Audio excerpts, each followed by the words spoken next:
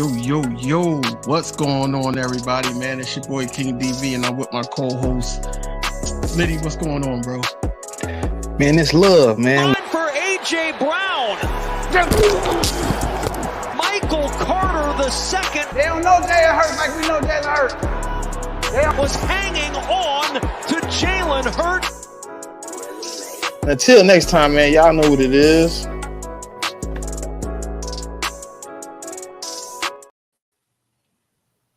Yes, sir. Another episode with Inside the Nest, man. Coming off a bye week. I feel like that we lost, but the get back is in full effect. After a practice today, also interviews from Nick Sirianni, Jalen Hurts. But we got a show to run, man. I am King DV for those who don't know. Also with my co-host. What's going on, bro? Man, I'm chilling, man. I had to find the old Smitty again, man. I had to go look for him in the closet, man. He was kind of still dealing with a little PTSD. He was still going through a few things mentally, and I had to say I can't do this. I can't keep living in 2023 misery. I got to move on. And I finally just shook it off today. I said, you know what? I'm a clean slated. I'm gonna start it from week one. We're gonna evaluate from there. Because if I keep dealing with the 1-6 mentally, bro, I don't know.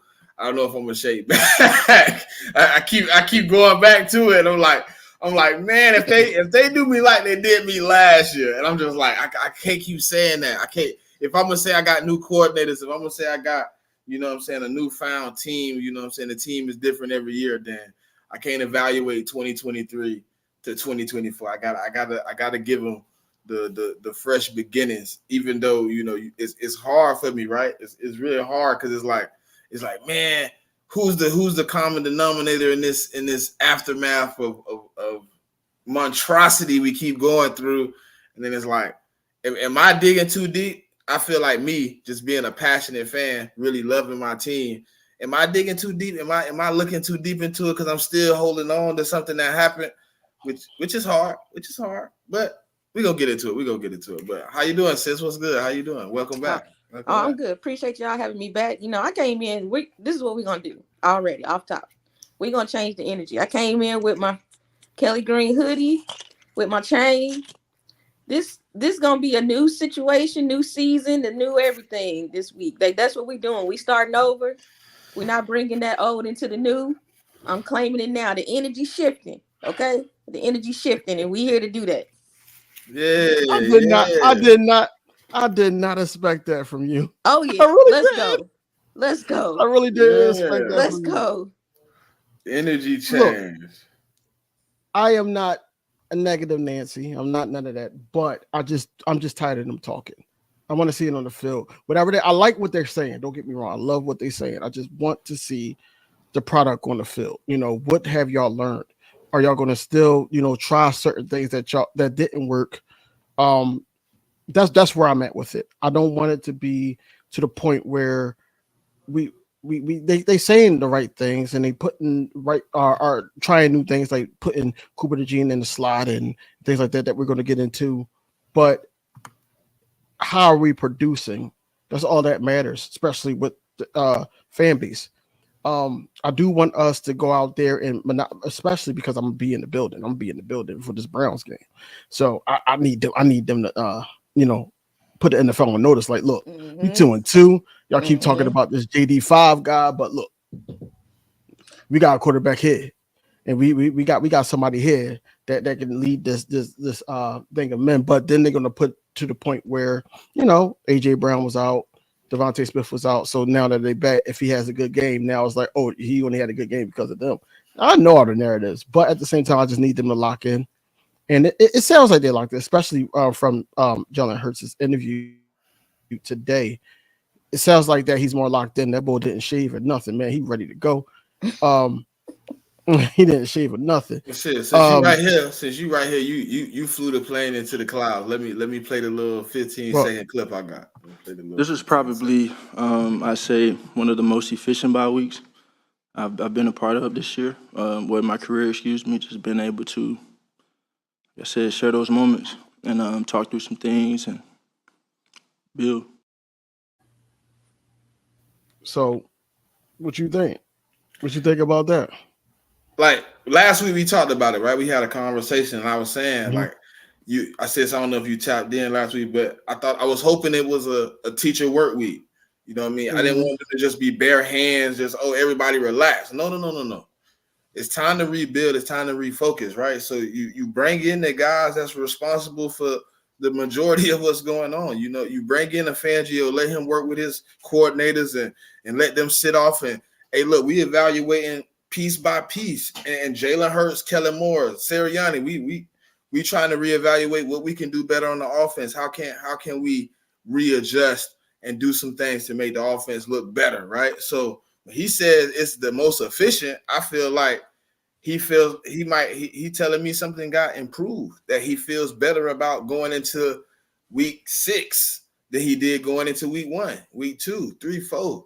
You know what I mean? I think I was hoping that they came up with a game plan that's comfortable for everybody, right? Because it's cool if Jalen Hurts can make it work, but it's easier if it works already, if it's already built into his system, if it's something he does well, if you can execute those things inside of our offense that is we have no argument is potent, that can get the job done from a multitude of areas, right?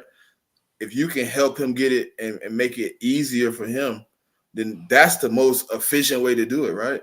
If I'm y'all tell me if I'm wrong, but like so if you get him in the room and everybody that's in on the offense, what bro, I never remember the pass game coordinator name.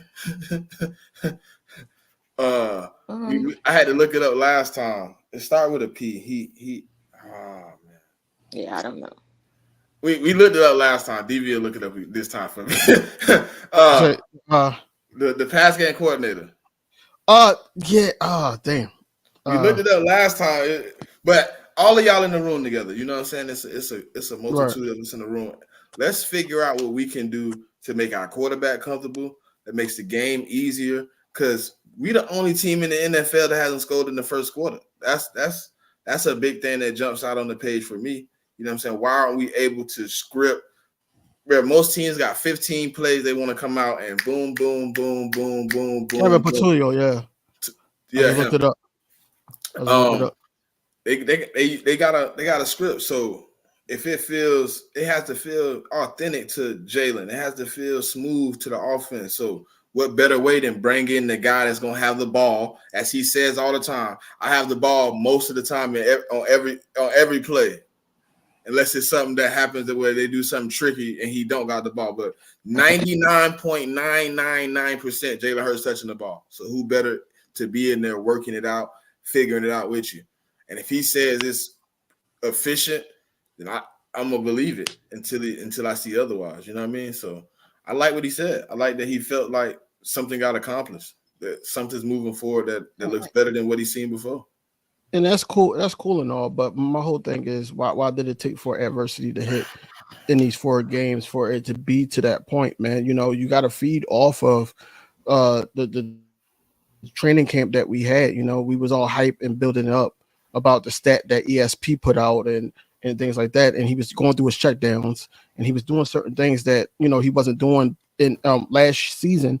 Why not build off of that with the Doug Nussmeyers, the Kellen Moores, even the Nick Siriannis of the world, and just build off of that so he won't be making these mental mistakes that he's been making these 4 weeks. Like this is basically like I understand what you're saying, but at the same time, I'm like, why did they have to get to this point for it to basically happen now? Instead of just be like, all right, we need to fix it. All right, we need to, get some things going to the point where you're not making those mistakes, check downs, things that we need you to do so you can sit up there and be the leader. And then when adversity does hit, when you lose 1A and 1B, now when we change up routes or we change up situations, you could be able to trust those guys too, because he talked a lot about trust in that Do press you conference as well. do you think losing 1A and 1B made it where it seemed like we need more of a cohesion between offensive coordinator and quarterback? Yes, because when you sit up there and you have like different skill sets of wide receivers out there, that's not AJ Brown and Devontae Smith. You have a Jahad Dotson, a Paris Campbell, and the Johnny Wilson. Now it's like, okay, well, you on record saying um, we had Jahad Dotson run the AJ Brown routes, whereas though that's not his key. And then also he was almost dead to last in separation. So that's what I'm saying. That you got to simplify it for the receiver core so the quarterback can trust them and make these throws. So as the game goes on, now we could be making those plays that you want to do down the field. But why everything is down the field, I don't know. And you can't really say who did the play calling. But what you can say is, I think it should have been simplified because now the quarterback understands what Kellen Moore and Doug Nussmeier is trying to do.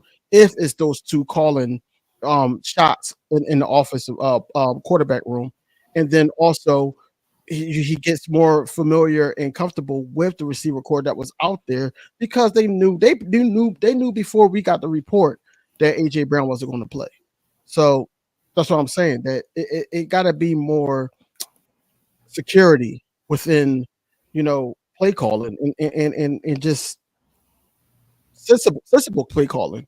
You don't sit up there and have Jahad Dotson run AJ Brown routes. You don't sit up there and certain things that you don't do. That's what I'm saying. So yeah, it has to be a connection with the quarterback and the coordinator. How you feel, Jack? Look, listen. I don't disagree with nothing y'all just said. All valid, beautiful points. I'm just here to say, whatever they did over this week, whoever got a wake up call, if they went into a mountain and prayed together and did ayahuasca, if they watched Step Brothers together, I don't care what they did.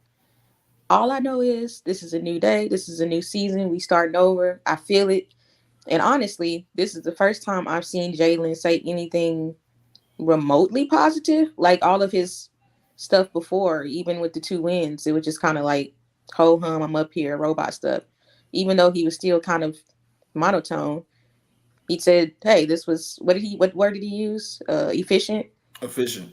Yeah, that's positive. I don't know why it wasn't efficient before, but I do think what can happen with what seems like a personality like Jalen is that he thrives best in chaos.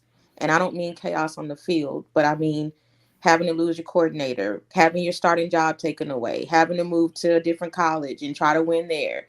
Like, he's one of those guys that I feel like he plays better when there's something to doubt or when there's adversity. So I don't mean to say that he needs that to perform well. He's clearly got all the skills to do what he needs to do, but I think it was mental. So I think it very much has something to do with the quarterback and the coach relationship, the quarterback and the coordinator's relationship. Like, all that's valid and true. But I also think that for the first time, he had some people in the building. Well, not the first time, but the first time in a long time. He's had some people in the building that kind of know what they're doing. Nick is more hands off, it was told to us. So I think the steadiness probably rattled him some. Like, he don't know how to operate in that, if that makes sense. But I personally think they took a look at the scope of everything, the amount of talent that we have, and as long as we're winning, all the other stuff goes away. You don't have to be best friends with Nick. Nick doesn't have to have wanted to choose Jalen. Those things have been said. But the bottom line is we have the talent to do what we need to do. So, guys, let's all stop being silly. Let's get along. Let's figure out how we can work this out. We've got his best friend back. That's going to help. We've got a Heisman winning wide receiver that's back. We've got his favorite tackle back. Like, things are looking up. I'm just going to look forward. And we get a team coming in here that their quarterback can't do nothing but fall down. So, listen, I'm happy, excited. I just want to see it on the field, like DB said. But I think they will produce it on the field. That's what I'm excited about. And that's all I really think of it all. Glad they seem to have talked. And hopefully we can get what we are supposed to get on the field. Because if not, I'm going to lose my mind. Low key, like when I felt like it was a tension still in the room. And when they asked him about Sirianni today, I didn't feel the tense moment. He was like, "No, we had our moment." I felt like, listen, y'all might think I'm crazy. I felt like Sirianni might have finally apologized or manned up for whatever Jalen was pissed off about this week. Because he was like, yeah, we had a moment. We talked it out. That's what I mean. He finally said something. We didn't know anything before. So yeah. It felt like he finally got that word or whatever he needed for Sirianni to, fix or talk to him about, like something that maybe have went wrong, and he was like, maybe he felt, we needed to talk about that. We needed to have that discussion, and maybe this week was the week they had it and it squashed it in the bud, and now we can move on from it and everything is cool between them. Because when you got tension between head coach and quarterback, it's never going to be a good mix. You know what I mean? It's never going to be a good thing. You see like quarterbacks and coaches that don't get along. They don't usually have much success together either. So you see what happened in New York. I don't care what Aaron Rodgers actually came out and said. You see what happened in New York. That's all I got to say about that situation. He said the GM called him before they fired the coach, but he had no knowledge that. Come on, Aaron. Come on. And your guy's still there. Hackett's still there. That's why. Listen, that's why Saleh got it. He was finna fire Hackett that morning. Mm-hmm. I also think that played a part in Nick probably. Oh, okay, yeah. People getting fired around here after 4 or 5 games. Let me go talk to my quarterback. If that was the impetus, I'm fine with it. But he said that wasn't. But I don't believe him. I believe what happened was Aaron Rodgers requested Nathaniel Hackett to be on the Jet staff, and when Saleh said, "I'm gonna fire him," they said, "No, we're gonna fire you. We want to keep Aaron happy over you happy," and that's just how this goes. When you a 4 or 5 time MVP, you got Super Bowl rings, and they got everything in finance, and you winning something or at least giving them some type of hope as a fan base. Yeah. Whatever he wants is here, and you can leave. We cool with you. We give you the deuces quick. What do y'all think about this Devin White situation? Because it's a little spaced out to me. Like I feel like in the past 4 weeks, besides the Saints game, we had trouble tackling. We had trouble doing certain things. And then you actually get rid of him. And he wasn't even, like I said previously, I think that was Sunday. He wasn't on the sideline supporting the squad. He was at home playing with his horses, tweeting or retweeting the sack or the strip sack on Jalen Hurts. He was doing certain things that he had no business doing. And then he tweeted out like a scripted, Bible verse recently. And then yesterday, basically, he's out of the building. He's out. And he's liking tweets with the Colts fans asking him to come home too. Don't forget that. Yeah. I forgot about that. Yeah, you're right. So, what do y'all think about it? Like, how do y'all think that the coordinator pushed him out? Do you think that it was his bad blood because Vic Fangio came out and said Nakobe Dean was the starter, and he was acting, in front of the cameras like professional, but then behind closed doors he was doing something else? Because a lot of people now, since he's out of the building, has been saying that he was causing some type of conflict in the locker room. I don't see it, but I just want to know what y'all think. Well, I told you like 2 weeks ago, I didn't think he took it all that well. Like, I thought he put on a good persona in front of the camera, but his body language tell you a lot. His body language didn't speak of a person that was confident, a person that was like okay with what was going on. It was more like, let me just get this over with because I'm kind of aggravated. And I can understand the aggravation. Like, you got all the signs that you were supposed to be linebacker one, going up until the last 2 weeks of camp when we really started not really, knowing what was going on. You started hearing like Nakobe Dean was getting more snaps. Nakobe Dean had a turnaround at some point between game 2 of preseason to the end of training camp. So it was like, and then you heard he won the job. But it felt like to me like the reporters was asking him certain questions with responses that if you wanted to be on the field, you kind of more professional about it. Like, hey, what about special teams? He's like, man, you know, I don't really do that. Like, I did it one time in my life. You know, that was 2020, but we was going through a pandemic, so anybody was doing whatever they could to play. And it's like that response, right? When you hear it, it's like, oh, okay, we understand. And then you kind of like play it back in your head when you go, and it's like, is that the small moment where he could have been like, man, I'm willing to play special teams, whatever, you know what I'm saying? I'm willing to do whatever the coaches need me to do to get on the field. Or is that a pride moment where he's like, I'm a Pro Bowl, All-Pro, Super Bowl champion linebacker. I don't play special teams. And if it's a moment like that, then how does an old head like Vic Fangio take things like that? Like because of what your accolades say, you're not willing to do certain things for the team, for the betterment of the team. You'd rather sit on the sideline. You'd rather not come to games, and you sit at home and retweet sacks on your quarterback of the team you playing for, like where you make subtle tweets about things, you know what I'm saying, where you're not necessarily saying you're unhappy, but you're saying small things. If you read between the lines, that's what you're saying. Like, you know, you should be on the field. You kind of so. It seemed like it could have been salty, but in my eyes, it's like, do I fault him? Yes, because you're a professional. But do I understand why? Yes, because I seen everything. We lined it up for 12, 14 weeks. We heard Devin White, and the last 2 weeks you hear Nakobe Dean, and it's like, okay, so why he not playing? What did he do in the latter half of training camp that blowed his spot?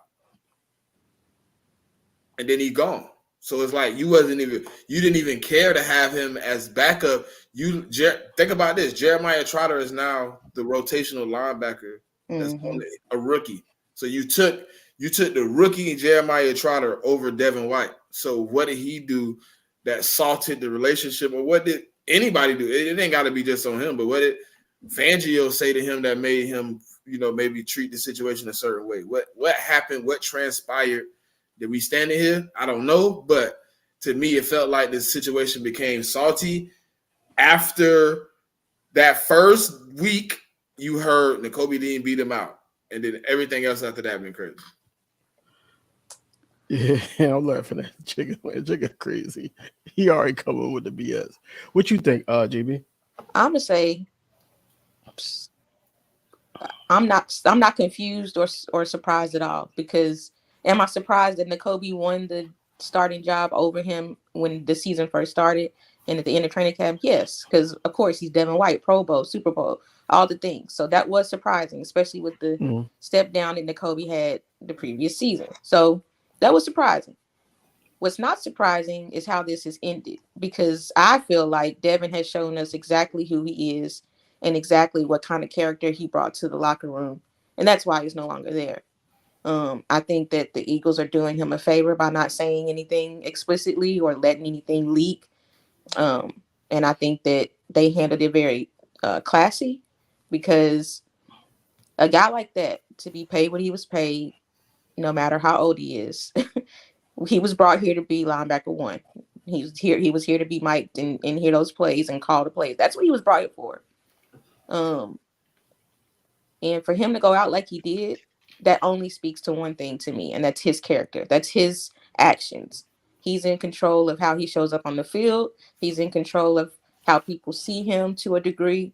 And all he's shown us is all the ways that he's immature, with the tweets, with the retweets, with the, sure, he did the right thing in the press conference, but he wasn't willing to be a team anything guy. He was asked, will you play special teams? He said no. If you're a team guy, I understand. Hold on, before you interrupt me. I understand. I understand. That's not his deal. It's not what he would prefer to do. He's the Pro Bowl guy. He's the pay. I get it. I'm totally there.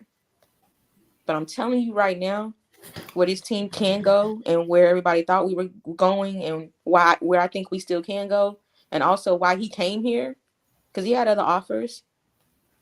It was so that he can get that other ring possibly and at least make a deep run in the playoffs. So when you go in there and you do the things he did and it doesn't work out the way you want, I think maybe there was some personality issues with Vic, maybe because he's an old school, coordinator. But hey, you either want to be here or you don't. Mike Tomlin said it recently. We want, what did he say? We want volunteers, not hostages. He felt like he was a hostage. Well, you can go, bro. Doors open, and he chose to walk. Bye. I seen something like even like in the open practice that I went to, he didn't look like the same N'Kobe Dean that I've been hearing about in training camp. He looked slow. He looked like he didn't You want to mean Devin? be in Devin White. I mean Devin White. He just looked slow. He didn't look like he wanted to be in the building. Then preseason games came about, and then it just looked like that he did not, he didn't fit the scheme that Vic Fangio wanted to run. And I feel like, the organization of the Eagles and Howie Roseman, they got so much respect for Vic Fangio is whatever he says at this point. I feel like that's the case. Miss Ash just brought up another point. Isaiah Rodgers did something crazy too. I mean, it was slight. It was slight, but he only had 9 reps this whole season, even though he was injured, his hand. But at the same time, like I feel like that he should have saw the field. If Avonte Maddox is not good enough to keep up with certain guys, put Quinyon Mitchell in the slot because he's been training in the slot, and then put Isaiah Rodgers on the opposite side of Slay if you don't want to bench Slay. But that's another story. But at the same time, I think that Devin White, I feel like his character has got tarnished, regardless if the Eagles didn't say anything or would have said something. His character is already tarnished to the point where I feel like that they were trying to trade him, but nobody bit. I feel like that he already knew what was up, and that's why he wasn't on the sideline. Because I was getting frustrated not knowing anything because he wasn't on the sideline, like with AJ Brown and Isaiah Rodgers and so forth. When they were hurt, they were on the sideline. But Devin White is not on the sideline. I understand the whole Brazil thing because it's like, you practice it is like, no, you're not a go. You can't board the plane because you got to be here to, get that ankle looked at, whatever, if it was an injury. But the last 3 weeks, he wasn't with the team. Even when he went back to his old squad, you would want to see, I want my new team to beat them. Even if you're cool with everybody, it's just a competitive spirit. But he wasn't even there. It's mind-boggling. But we're not going to really know what happened. Hopefully he gets a deal somewhere. Hopefully it's not with the Buccaneers because I feel like just like me and bro talked about when we first signed him. I think he's only good with a decent linebacker like a Levante David or Patrick. No, he's like Patrick Queen almost to me. He's good with a good linebacker. He's not good by himself, and I feel like that. If he was brought here to be a green dot, I don't think he would have been a good person. I don't think he would have been good. I don't think he would have been as good as Nicholas Morrow last season. And that's saying something. And I'm talking about tackling wise. I'm not talking about anything else. Just tackling wise. Nicholas Morrow, he sucked at pass covers. I'm just talking about tackling. Okay. I don't think he would have been as good. I just feel like that he wasn't filling the locker room or anything. And it's just mixed feelings because he gets on an interview, talk about how Howie Roseman called him and said things like, I was in the same position as you. I lost my job, got my job back, so forth and so forth. And then he gets on the podium and basically said that, I started a group chat with me, AJ, and Jellen. And then, cup had full or whatever cup, to filling up the cup. And then you find out you're not starting now, you're making it not about the team, you're making it about you. So now it's just like, okay, what did they see out of Devin White? Like I said, this question would never be answered until probably the end of the season. But what did they see out of Devin White that they saw in N'Kobe Dean? And then Miss Ash did bring up also Jeremiah Trotter Jr. and how much faith they got in him being the backup dot now. So it's a lot of questions that need to be answered about that, man. But first and foremost, man, we just got to move forward and go into week 6, trying to be 1-0. I heard BG talk about it, and he's been positive. He's been positive. I knew he was going to smile. You know that's my been, guy. I love him. He been positive since the loss. Because he was on the radio. He's on a 94.1, I believe, every Tuesday, I believe. And he was just positive. He was like, look, I was just telling the guys, because he was the one that talked after the game. And he was just like, I was just telling the guys, like, you know, we're 2-2. We just got to come back and focus. I still believe in y'all. You know, he was just saying all the right things. And then, you know, the interview that he had today, he just reiterated that, like, to the point, like, you know, just, I'm not going to say keep making the main thing, but just focus on what you need to do and just go out there and work. He said he's playing with house money right now because he already won a Super Bowl. He already broke the record of games played and everything.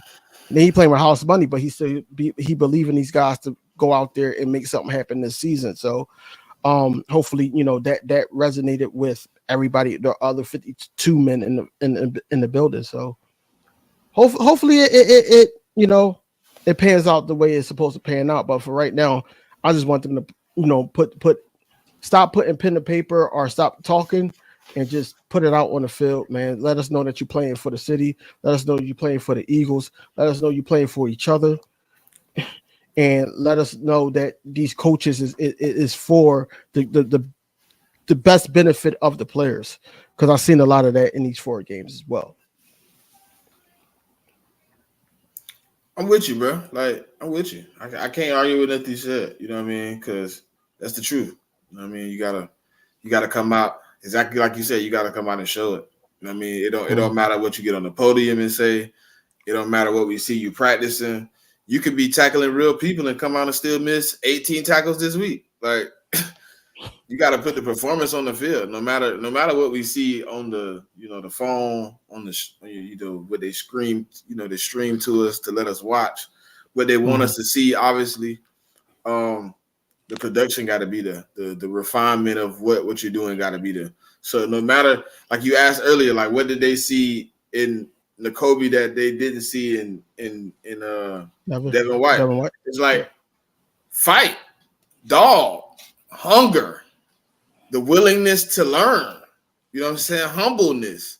You know, it could have been to me a multitude of things they seen in Nakobe that they didn't see in Devin.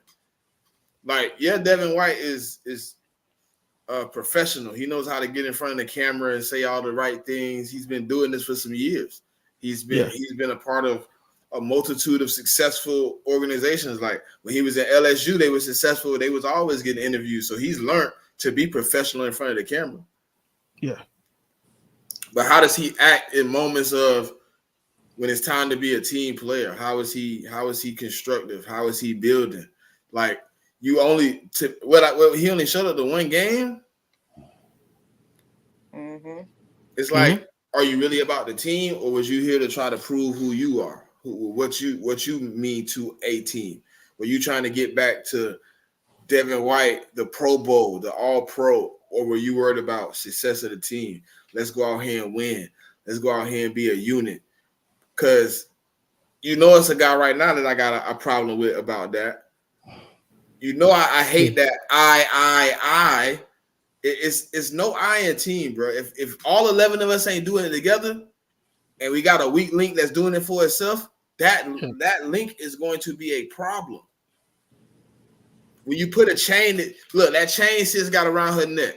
If one of them get a niche in it, just a small niche, after you wear away at it, right? What's gonna happen? It's gonna open up, and now the chain gonna fall because now we have a weak. So you can't have that. You can't have that. And I'm hoping he sit down with the guy that I felt like he put partial disrespect into, even though he didn't say anything.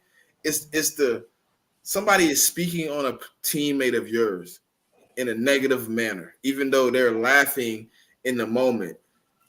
You know Micah isn't speaking in a positive manner when he says what he says, and you laugh about it when you should have addressed it like, hey man, look, we ain't gonna do that. You know, CJ not here. we're not gonna speak on that, man. Let's move on. That's my teammate. That's my guy. You know, I don't know what y'all got going on, but when you laugh as he's like, CJ strikes again and does all this, and it's like, we don't need any drama. We just need y'all to play football. We here for football. So at the end of the day, I want y'all to be on good terms, because guess what? Your safety is your safety blanket. And if he starts having riffraff with Slay, I don't need that. I don't need half of the field in turmoil, because we, you know what I'm saying, we just don't need that, man. We need a unity of a brotherhood, man. I kind of like his response to it though, because reporters did ask CJ about it, and he was just basically saying he was a great teammate, and you know him and Slay is cool, and he just want to get back to playing football. That's all. Like I like you know his statement on it. You know, he didn't really have no animosity. He probably did, and they probably talked after that. But I do like that, and I know why Jigga put that last comment. You know, I'm pissed off right now about this, but we're talking Eagles right now. But yeah, I like CJ comment. You know, I do. I like the fact that DB, his comment after getting slapped when he was on the Saints was like, "Nah, I ain't got no problem with that guy, man." You know, he made his own decision. Like, he professional. I love it. No, how I took it is that's a response of a hood dude. If you understand what I'm saying, he's not going to tell y'all like, "Oh no, I got issues." He go, "Look, I ain't got no problems with him," and then he be like, "All right, I'm gonna go see him when he getting on the bus." That's kind of why I was like, I hope Slay just approached him and had that conversation. You know what I mean? Even if CJ didn't come to you and say he felt disrespected or whatever, just as a man, you just said to him like, "Bro, look, if you felt disrespected, my bad." You know what I'm saying? Because I didn't look at the optics when I did it. You know what I'm saying? It happened. I apologize, but we brothers. Because I don't gotta say much to my brother. If he did something that he felt disrespected me and he know I got wind of it, he gonna come to me before I come to him. Because when I come to you, it might not be the same response that you want. So because I'm looking for you to come to me, because I'm not the one that caused the rift. I'm looking for you to come talk to me about it. Just it ain't have to be like, "Oh, I'm upset," but look, hey, bro, my bad, my apologies. If you felt any type of way, I just want to nip it in the bud, bro, because I love you or whatever. You know what I'm saying? Because that's Slay energy. I'm pretty sure he probably did. The same way he got on the podcast and apologized to us about posting his stats. I'm pretty sure he stepped to CJ and said, "Bro, whatever.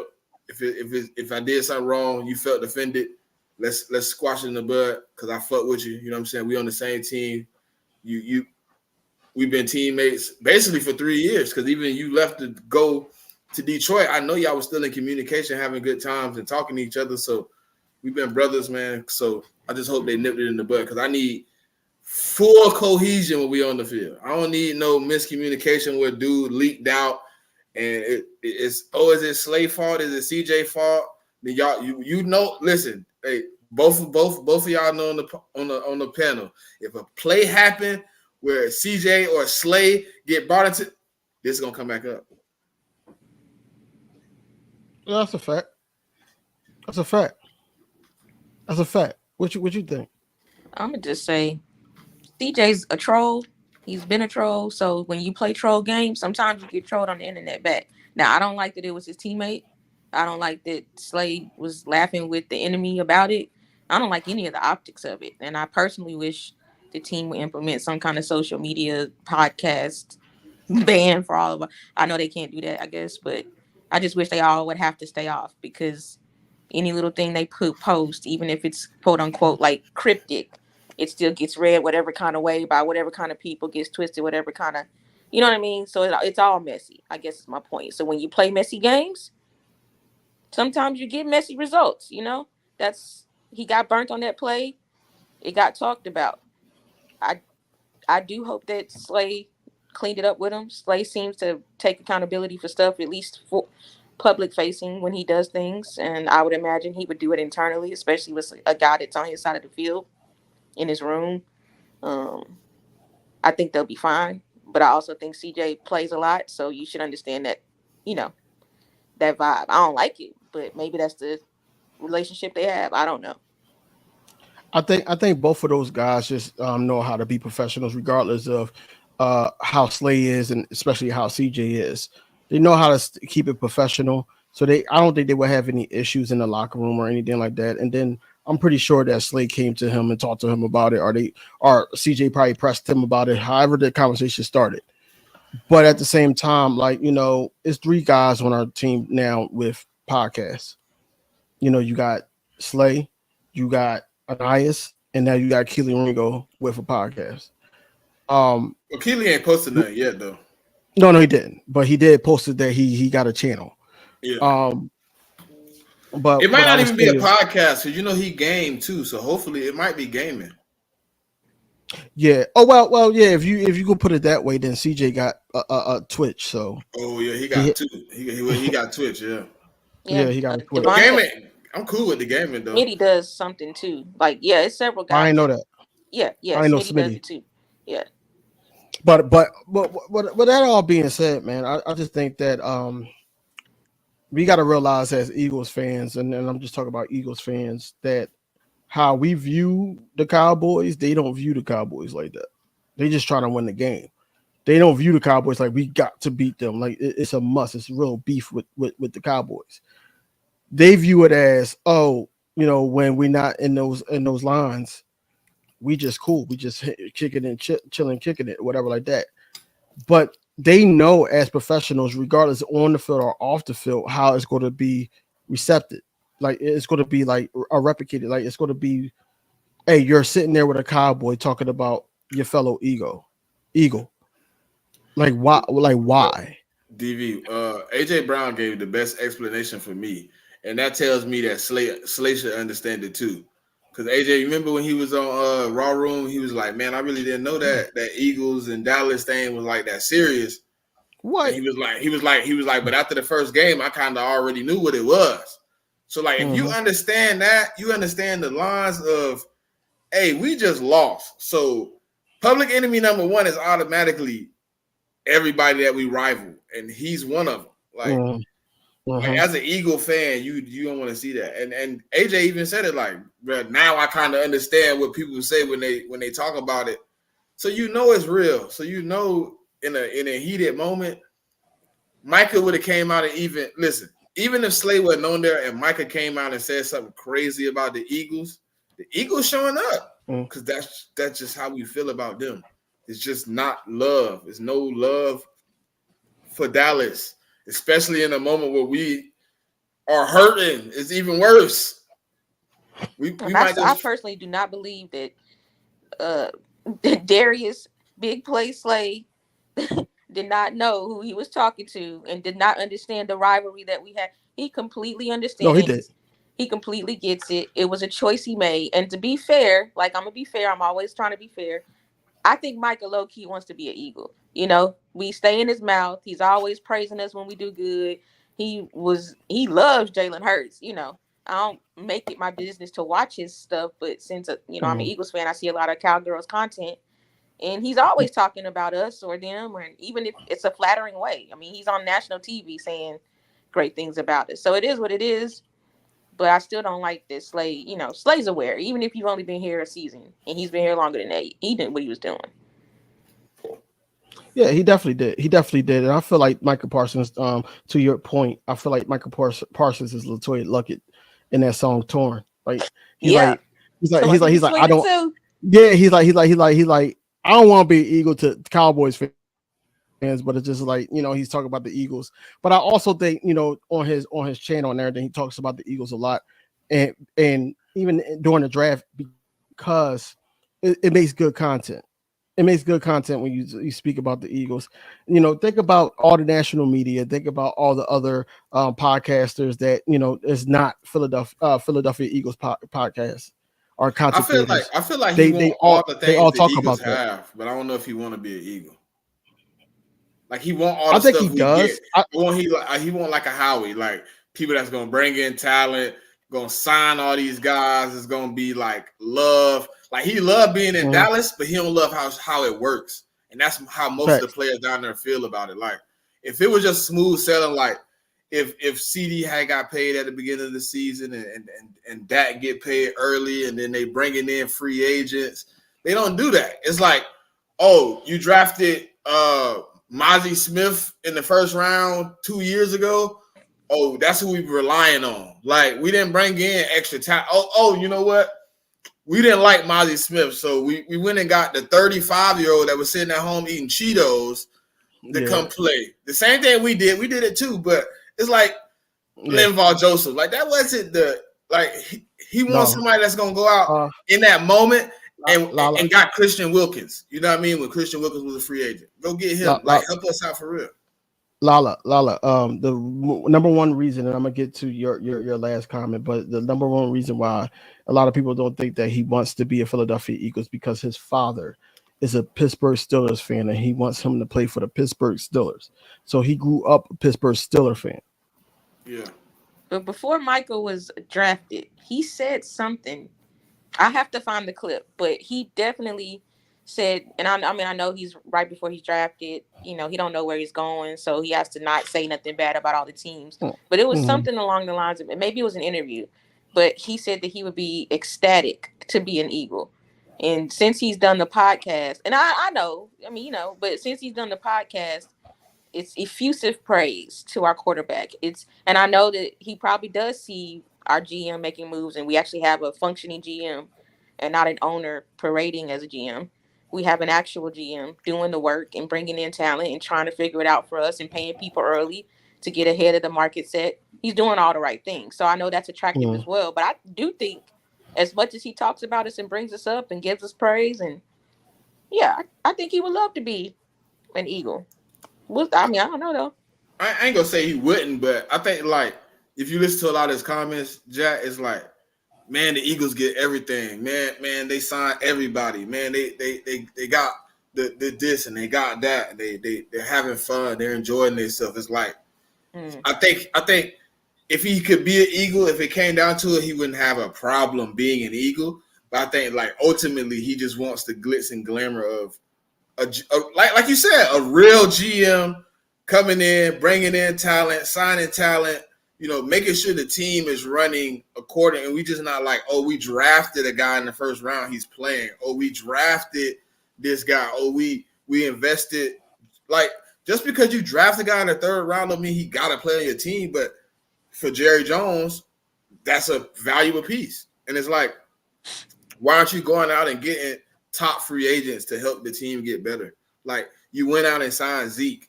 You went out and signed Dalvin Cook, who's now stuck on the practice squad. Your starting running back is Rico Dowdle and the little small guy, like Deuce Vaughn. It's like, and then who's my receivers? Like, you got CeeDee Lamb and the get along game. And Brandon Cooks just went down with an injury. So now it's even less people out there. Like, you're not executing, and it's making the players miserable. Like, as Jerry Jones, you're not going out and making the team better. You're going out and having confidence in what you drafted, what you pulled to the team. Like, obviously, drafting is a good way of keeping talent young. But you also have to execute free agency. You also have to execute getting guys paid. Just because a guy won a contract, you can't hold out until the week before the game start, or as Dak, hours before the game start, and now you open up cap space, but who's available now that you have cap space? Yeah. Now who can you go who can you go get off the free agency lot right now that's worth playing with? And then your starting linebacker, your one free agency move was Kendricks. Mm-hmm. Like, that was a Zimmer move. That would make me if I was Micah, that would make me in love with a team like the Eagles. Like, I'm looking at everything that's going on, and it looked like everything is going right. And if that team gets everything on the path like they had it before, they're probably going to be unstoppable. And Micah, like, dang, well, I got Mozzie Smith and I don't even know Kendricks and Bland out. It's like, dang, we ain't bring in nothing new. We didn't bring in any guys. And then when Jerry Jones bring in guys, like, the thing I like about how he'll go get a young guy that's like 27, right, on an expiring deal with some type of upside. Jerry Jones is opposite. He'll go get a guy that's 27 with 17 injuries. He been on IR for the last 2 years. Signed him to a $3 million deal and expect him to come out and play well. Don't forget. He's looking at possible jail time too. That's who he'll get. I don't get it. So I understand Michael being in love. At least he didn't sign what's our old tackle? Jason, what is it? Hey, but he did get signed again though. That's what I'm saying. That's what I'm trying to make that joke. Yeah. Seattle gave that man another contract. Yeah. Man. This is his second year in Seattle though. What? I didn't know that. Yeah, he was there last year. Oh, okay. Well, I didn't know that. And so that says what it needs to say.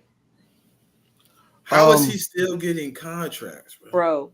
He's lucky that he's big. This man has no knees, and he's like still literally. getting Did you see him in Dallas? He couldn't even move to the left or the right. He couldn't move laterally. How do y'all think that these changes will make a difference in these upcoming weeks? With the slot corner, also the Devin White thing out the building. Like, how do y'all think that those changes will make a difference? I'm gonna put it like this.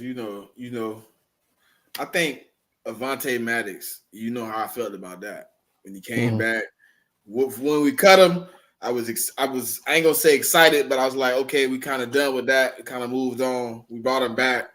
I thought he was gonna be rotational piece. They had him playing safety the whole camp. Cooper DeJean wasn't ready to play. Okay, so I think me personally, when you get Cooper DeJean like in that position, you just get somebody with some fire. Like even if he's not 100% better than what Avonte Mack, you're gonna get tackling, you're gonna get effort. He's willing to learn, so he's gonna be out there, even if he's a little bit off here, a little bit off there. I think you're gonna see the effort a little bit more. And you know what? One thing I can guarantee, DV, he's not gonna be asking people to play Fortnite while you're out there. He ain't gonna be asking for people gamer tag while he out there while we down 14. Came out, bro. I promise you, I was looking up flight. As soon as I heard that clip, I was looking up flights. What? Right. So, looking up flights. I was outside Novacare. I'm right around. I'm like 5-10 minutes away from Novacare. I was right around Novacare, like wait until I see this car. I know what car. I know the car. Wait till I see the car. That was crazy, bro. I'm sorry to interrupt, man. I'm sorry. No. It's just that was crazy. So that's the one thing I can guarantee you. Cooper DeJean out there to play football. He ain't worried about Fortnite, Call of Duty, none of that. And if he is, he'll catch you after the game. Between the lines, he a young guy. He look like he got some fire in his spirit. Even though in camp, like when I told you in preseason, when I seen him even get burnt, I was like, shit, he still at least gave some effort. He did get beat, but he gave effort. And that's kind of what we need at this moment. We need somebody that's going to be out there 100% in, not making business decisions. And I think Cooper DeJean coming in, he brings a fire. He brings a little bit more explosiveness. He brings somebody that they also don't have tape on. So if he plays well in places they think they can execute the matchup, because like if you pay attention, DV, look how they play Quinyon. They for some reason they think he doesn't have the long stretch down the field, so they keep trying him on these deep bombs for some reason. I don't get it, and he keeps covering it. So whatever the the scouting report is on Cooper DeJean, if he can come out and surprise people, it's something that they're not expecting, something they're not ready for. That can definitely be a change, and I think Vic Fangio winning. I think a lot of things. I think you're gonna see some guys get into this rotation like Jalen Hunt. Then you're gonna see a little bit more of him on the field. I think you're gonna see possibly some Jeremiah Trot on the field in moments. You know what I'm saying? Where I could see it when you rotating guys, because bro, he can't go out here and be insane. He can't go out here and say, hey, we're gonna put the same guys out there for the last 4 weeks that we put on there previously and think is, you know what I'm saying? We're gonna put the same guys on here this week that we put on the last 4 weeks. And it's going to work the same way. No, it don't work like that. You got to come out here with a game plan, a new game plan, something that works better. And you got guys like Cooper DeJean, who probably now at this point is a little bit more prepared than he was in week 1. He understands the defense a little more. You've seen some growth. You've seen some things where you like, okay, I'm a little bit more confident putting him on the field. And when you go in and evaluate the tape, and this week you're looking at it, man, Avonte Maddox really not playing well. Avonte Maddox is not showing up on tape. He's not showing up on the field. And then at the end of all that, Jackie, they played a crazy tape. They played a tape at the end for Fangio. He ain't even look. He ain't even heard it, and they play. Hey man, you still be playing games? Yeah, man, we got to get one in. What? Fangio, look. What was the time step on that? Man, hold on. It was 16-30. Don't worry about it. We got something for him. Don't worry about it. We're gonna go ahead and let's move. Look, let's move forward. We got something for him. He gonna come stand right next to me. He gonna stand right next to me. But yeah, that's how I feel though. How you feel, JB? I swear. Oh, go ahead. No, go ahead, DV, and then pass it. No. Well. I just wanted to say this. Like, it looked like my son asking me to play Fortnite. That's what that looked like, because he was looking up at Mike Evans like, "You still be playing Fortnite?" He said, "Yeah, I got you." Yeah. I'm like, "What?" Y'all are killing I'm like, me. yo, hey, JB, you know what I said last week though? DV, you remember what I said? If he had you as he said he had you as a friend still all this time. So I don't know the last time you played, but it's obviously been a minute. He's had you as a friend and he hasn't sent you an invite. He doesn't want to play with you, good brother. He doesn't want to game with you. No, bro, you suck. You suck on the field. Pause. You suck.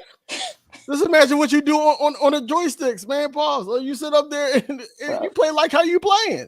You suck, bro. Like you a body, bro. And we're not helping you. You're not responding, bro. Like you suck, bro. You suck. That's why he when you see him, because you know anybody in that game, anybody knows who's online.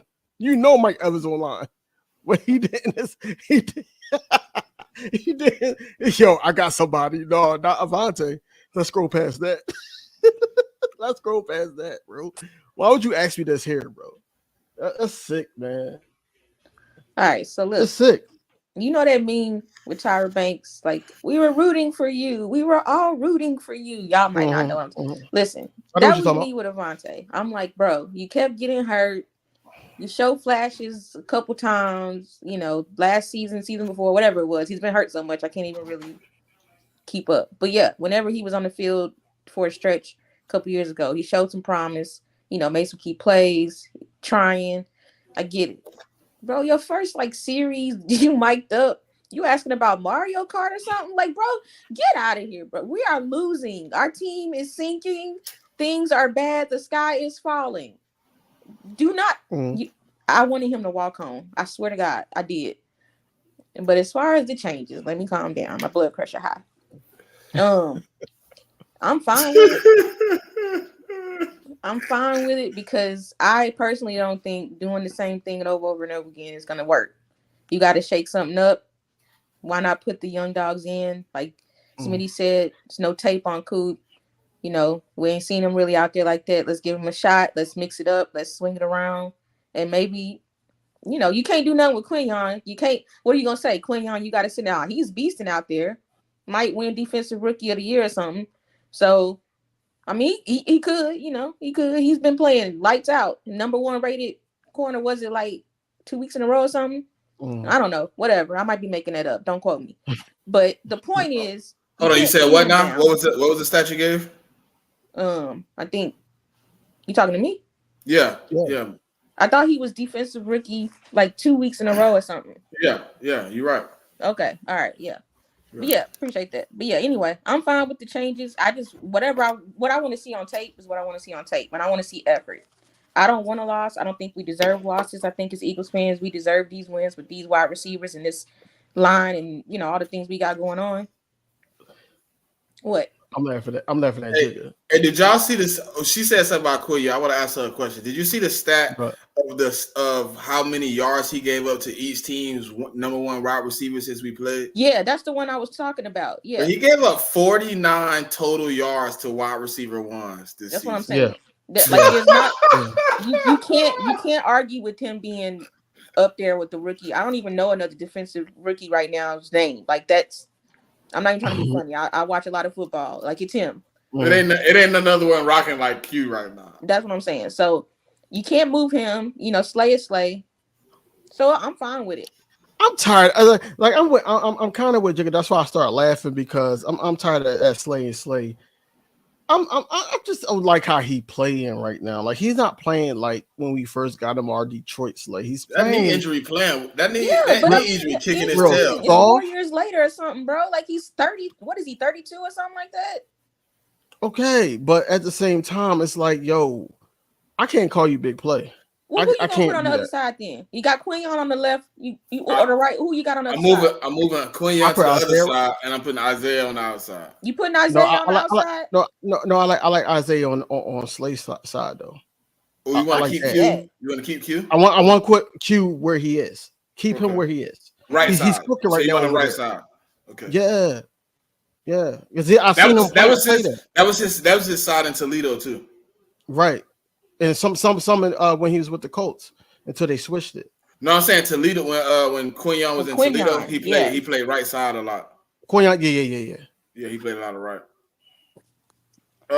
I'm cool. Listen. Slay is definitely not as improved as he said he was with that knee injury. He said it was better. It was ready to go. It don't seem like it, bro. He not. Now And his then when speed it's isn't time, the same, and his gait. If you watch him, even his run itself is not the same. Like how he and when runs.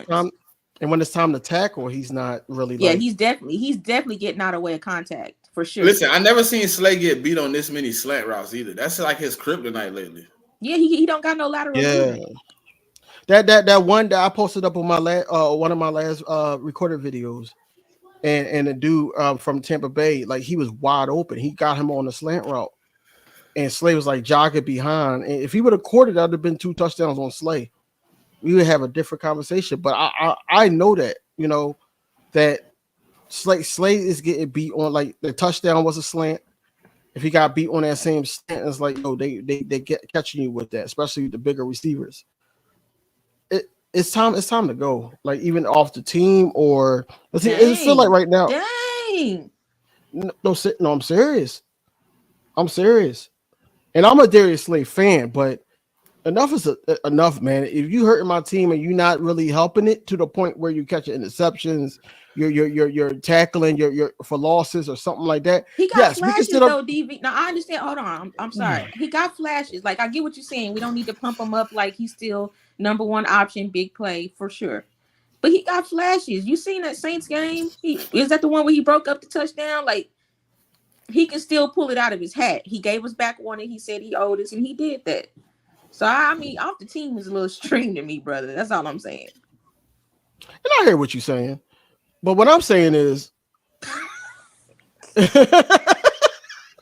Hey, look, I said what I said. All right, man. All right. I don't know what's going on with my camera right now, but if y'all can see my face when DV said off the team, I started smiling like somebody could be the bad guy over me today. No, listen. This is why I said off the team, man. I bitch him. I'm cool with bitching. Off the field, he's doing a lot of stuff, especially throughout the season that he don't have no business doing, especially if he's going to be a professional. We know you play for the Philadelphia Eagles. On the field, it feels like that is a lack of effort. It's a lack of effort. And yeah, the numbers sometimes could be skewed because the quarterbacks, DV, offensive court. What's going on with Jigga, bro? He said we not a what? I don't agree with that. When we was a Super Bowl team and what? He's not part of our future. Let the kids. No, I'm not there yet. I'm just frustrated with Slay because that's one of my favorite players on the squad, and he's making me look bad. Yeah, I got his jersey. You spent that one on the jersey. Right. I got the jersey and everything, bro. I should have just went with my gut and went with one of my all-time favorites. Hey, JB, Eagles. I'm glad I didn't do what I thought about doing, boy. I'd be so mad right now. Oh, yeah, that was funny. That's funny. I'm gonna let you know about that. So, But so I we was like, we was like the, we was like the tag. wait. I should have got BG's jersey instead of Slay. Don't play with. I was, I don't know what y'all no, I talking was. about, but don't play I with was my BG. no, not that, not him. Okay, not all him. right. Go ahead, Smitty. Bro, I was supposed to get that jersey because we was like the tag team tandem of the world. You know what I mean? We was top flight security of the world cred. You feel me? If I would have got that damn jersey, dog. So look. Oh Hey, JB. So look, I had the Slay jersey. I had the number 2 jersey. I had it on the last you better not say his, you better not say his name. You better not say I am. So he said, "Yo, bro, what if I get James Bradbury jersey?" Right? So Speaking of, can somebody go find out ahead. where my money is? Has anybody gotten in touch with James Bradbury to find out where my money is? Right. I said, "Go ahead, bro. Go ahead and get it." I ain't afraid at all. I said, "Go ahead, bro. Go ahead and get it, bro." Like we be the cornerbacks, though. We be corner boys, bro. Like, go ahead. That's funny. That's funny. But I'd have been highly upset that I got that jersey. I ain't gonna lie to you. I ain't gonna lie. Yo, you probably I would have said it on fire, bro. Hey, but that comment saying we ain't a Super Bowl team, that's wild. We're not playing like I think there's a difference. We're not playing like a Super Bowl team, but we do have Super Bowl players on this team. Yeah, that's what I think that's where Jigga is now. I think that he's basically saying how we playing. I don't see it. I think that's what that first comment should have said. Like, we're not a Super Bowl contender. Right now we have high standards for this roster, especially what we saw on paper, but we're not putting it together. And it starts with coaching, then the leadership of the players. That's where it starts. But it's hard to lead from the sidelines with AJ Brown, Lane Johnson, guys like that. Jalen Hurts can only do but so much because he's still in the learning phase himself with this new Kellen Moore scheme, and then also it's flipping over to a Nick Sirianni scheme. There's a lot of things that go on with that. Then he's trying to play hero ball at times, trying to make something happen. But I see. Hey, can I ask y'all something real? I'm sorry, because that made me think of something. So I'm sorry, I don't mean to interrupt, but no, go ahead. Can y'all explain to me? And I don't know, so maybe you can. Why he's not running anymore? Like, I know scheme has a part of it, but he's not even stepping up in the pocket to try to run, except for like maybe once. What's that about? Okay, so they've been playing a little different defense, right? So they playing like a it's like a slow rush. So instead of the DN just completely crashing in and trying to get the sack, he's playing more like a spy. If you notice, when he does break the pocket, they go run. They kind of like, instead of them being in the backfield after him, they kind of like sit there waiting. And then as soon as he takes off, they like, we breaking that. We don't even care. We just trying to keep him contained. And that's kind of how they playing him. They kind of containing him. I know, but what I have been noticing though, he having to go up the middle a lot more. You know what I mean? It's not the lanes for him used to be outside the pocket, and now it's more through the middle. And I think he's trying to be, to be honest, I think he's trying to be more of a quarterback. That's what I was hoping that it wasn't, that you wouldn't say. I need him to go back to who he is innately, because that's what got you here. Forget what everybody else is saying. Forget what everybody else is telling you. Forget what you hear. Like, Jalen, please I don't want him to get hurt, like, for sure. Be like a quarterback. Show him you can do it. He's shown us he can throw it. That's not a question. But how we got to where we are, how you got to be Jalen Hurts with the Jordan brand shoes and the fly wife and the commercials and all the things, you got it off your legs, bro. Let's go back to that. We're making something hard that is very simple. So yeah, I understand exactly what you're saying, because I made a video about that as well, that Jalen Hurts is not being coached to his skill set. And it was a whole thing about it. I feel like that Kellen Moore is stuck with the pocket passer, and then of course the situation that happened with Dak Prescott when he hurt his leg, and then when he came back, he made him into that type of quarterback because he couldn't maneuver how he used to maneuver.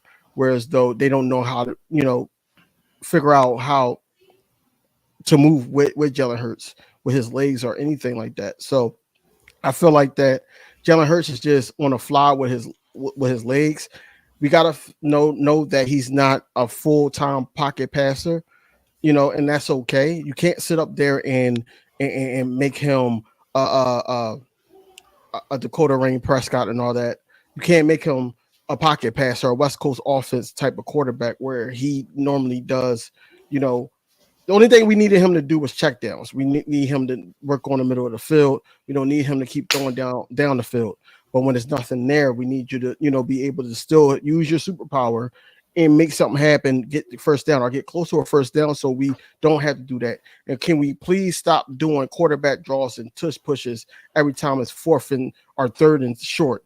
We don't have to do that all the time because teams are knowing it. I know it can't be stopped majority of the time. But we got to stop doing that because it's going to put either a lineman in some type of situation or a quarterback in some type of situation. But we got a good situation here, whereas though that we can simplify it for Jalen Hurts with Saquon Barkley if they just stop playing conservative football. I'm talking about the coaches. The coaches needs to stop doing that and just let Saquon Barkley be Saquon Barkley. We paid him the money to be Saquon Barkley. Why, after a 59-yard rush to lead us to a score, you sit up there and only gave him the ball one extra time after that? Like, why is that? That's stupid.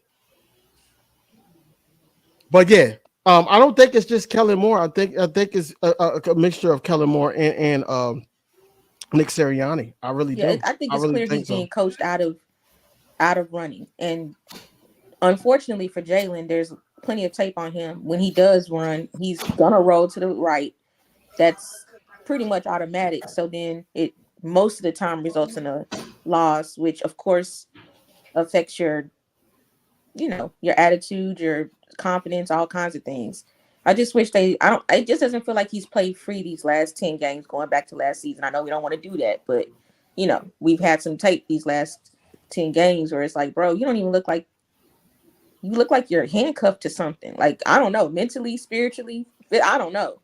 But I need him to let it go. Like, if you see that lane, take off, bro. I don't like it. That's all I wanted to say. Sorry, I know I stopped your flow. No, you're good. But I don't like the fact that Jalen Hurts is not being able to be Jalen Hurts. I think that when Kellen Moore got here, my whole thing was that he was going to add to what Jalen Hurts didn't do, which was trust the middle of the field, check downs, and not just to Dallas Goedert. And God forbid, if we would have brought Julio Jones back, don't ever try that with Julio Jones again. But I don't like the whole deep route thing because I watched that Tampa Bay game because we had a whole week and we watched the whole Tampa Bay game over and over again. And I'm like, yo, these deep routes is killing him because he doesn't trust the wide receivers. And then when he did want to, make something happen, it was a strip sack. But he was trying to get the ball to Grant Calcaterra. And it's like, why do that? Simplify the routes for him so he can sit up there and get the ball out a little bit quicker. Why is my quarterback holding the ball 3.15 seconds? Why is he sitting up there second guessing and then not having the proper pocket presence? Get out of the lane. Get out of the lane. Teammates should be talking about him. I've seen Jordan Mailata and Lane Dickinson look at him as he was getting strip sacked. Mm-hmm. Like, I don't know if something was being said, but yo, get out of there. Something, if you can sit up there and yell, unhook the trailer to Dallas Goedert, why not say something to the quarterback like, yo, he's right there? But like I said, on record, Jalen Hurts should be, he stepped in because he felt Levante David getting the best of Saquon Barkley. So why not know the urgency? Like, oh, I got to get this ball going. Even if you throw it out, even if you run because the lane was open, just leave the pocket because he's right there. So it's a fault of everybody. It's not just one guy's fault. We was blaming, of course, Landon Dickinson first, then Saquon Barkley. But Jalen Hurts has to be a little bit better as well. So all that being said, I feel like that Jalen Hurts needs to just get back to being Jalen Hurts. I think that we're going to see that this game. I'm hopeful that he's not going to play careless football and we don't get behind. As I said on my Monday show, Deshaun Watson is not getting those massages anymore. So hopefully, we can get out of here with a victory and then so forth. That's basically what it is. It was like what 6, 7, 8, 9 sacks on him this last game. I know we can get 5. I know our defense can get 5, bro. Timeout, JB. No, because we said this. We said this to Tampa Bay. Tampa Bay did the same thing. We also said it with the Saints. Now we got pressures on the Saints, but we didn't get as much as we, at the previous week when they got sacks. And then we also said that about the Falcons. Okay, but this is a little bit different. Have you seen the Browns play, bro? I did. Nobody. I could be out there blocking for that man. Yeah, yeah, nah. I need at least 3. I promise you. I need, or I'm gonna talk to Jordan Davis, Jalen Carter. Somebody's getting up that middle. They got to. I don't think it's Jordan Davis' game set to get. I mean, not really, up the but middle and everything. He had a sack. I think he had a sack. He did. Right? Yeah, he did. And I think he was even shocked. Yeah. But he's a run stopping lineman, man. You got to go with Milton Williams. You got to go with Jalen Carter. You got to go with guys like that, to get you a sack on the line. Now the edge rush, I feel like that they should have a field day. They should, the Huffs. Hopefully that they can get that together just by looking at tape, having that whole week looking at tape. Hopefully BG could get home again. Hopefully Sweat can still with the pressures because he was up there, I think top 5 in pressures. I don't even know about Nolan Smith anymore, and I'm a Nolan Smith fan. Like I don't even know. But hopefully Julius Hunt can come in, get some snaps, and make something happen. But we need the edge rush to play. We already know what the linebackers going to do. They're going to get tackles. They're going to get tackles because they trying to show something. They're going to get tackles, but at the end of the day, we need the quarterback to be disrupted, and we need him to be on his back. Pause. We do. Oh, that man said on his back. Pause. Just in case, gotta add the pause just in case. Just too much baby oil in the world. My God, today. Listen, all right, let's move on. Yeah, he took a smooth left turn. Nah, but all right. So defensively, I do want to see more Jalen Hunt though. I ain't gonna lie, I do want to see what he got. I do want to see and evaluate what they got on the field because I think you got to try some different guys because the guys that's there right now ain't getting no pressure. So what would it hurt for Jalen Hunt to be out there? Yeah. Might as well let him get some snaps. Ain't nobody else getting to the. So my question, just you saying that, who snaps do he take? It's probably be a collective. I mean, he could take a little bit of Sweats, take a little bit of Bryce Huff. He can play both sides. I only seen him play one side. I think he could play both though.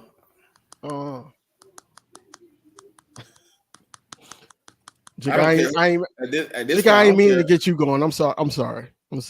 With my last comments, I'm sorry because Jigga's, he's egging it on. But anyway, I think Jalen Hunt needs to be on the field. I think a lot of fans was actually rooting for him to be on the field. They liked his attitude and the way he was, trying to play and make something happen. On the field, the snaps that he did get, they was rooting for him to get on the field. So hopefully, if Nolan Smith is still ghost moving and not getting to the quarterback and then trying to make another move and then the running back or the receiver is behind him, then maybe we'll see some Julius Hunt in there, because I feel like that, looking at the Tampa Bay Buccaneers and how they attacked us on offense, I feel like that everybody's going to go in with that same game plan. Now, I don't think that Deshaun Watson is that type of guy to go with that game plan to try to get the ball out quickly. But who knows? You got to be prepared for that. Because they right now that the league is looking at that as our weakness. Oh, we got to get the ball out quickly because they're going to try to get to us. So that's why I said you can't really blame the front four on that because the back end is not doing their job. I get it. I think we're gonna come to the Browns that game, and I think we're gonna see a different. If there ever was a get right game, sometimes there's trap games where an opponent is a little bit better than you think. That nah, I got NFL Red Zone. I've seen the Browns. If we can't beat them, bro, pack it up. That's all I'm saying. Pack it up. I wouldn't say pack it up. I would Oh, yeah. say I'm packing it up. Yeah, no, pack it up at that point. I'm sorry, DV. No. Yeah. I wouldn't say pack it up. Okay. I'm putting my book bag on. I'm tying my shoes with my walking cane. You know what else I'm gonna do, Smitty? I'm a bat in my hat. You seen that people in Florida? Hope everybody in Florida's okay. But that one dude that like tied his house down. Yeah, I'm gonna do that. I'm wrapping it up, sealing it up for the season. That's it. Yeah, man. Yeah, I wouldn't say pack it up. I would say that changes up top need to happen. Oh, so if he lose to the Browns, he ain't. So you firing people? That's what you doing? Of course. Okay. He should have been changes up top. No, we know. But they try to keep hope alive, man. He's on, that thread, and the fire is hot on that seat, and he's basically, I don't know. Is it hot? Seem like I don't know Mr. Lurie to play around. I don't know Howie Roseman to want to be. You remember when they put Howie Roseman on the end a lot? Like, when he almost got fired at one time and they had him in the basement somewhere working. Like he wasn't allowed in the main building. Howie don't. That was because what's it called gave what's it called all that damn power for no damn reason. Whatever the reason was, Howie don't want to go back to that, right? He ain't finna sit here and let Nick tank him. If we lose to the Browns or if we look bad losing to the Browns, which is any loss to them is going to be looking bad. But for real, like if it looks how it looked a couple games ago, last game, Nicholas can go on ahead and start looking at homes in Florida or wherever. Yeah, Chubb can return. He could return. He was a limited participant today.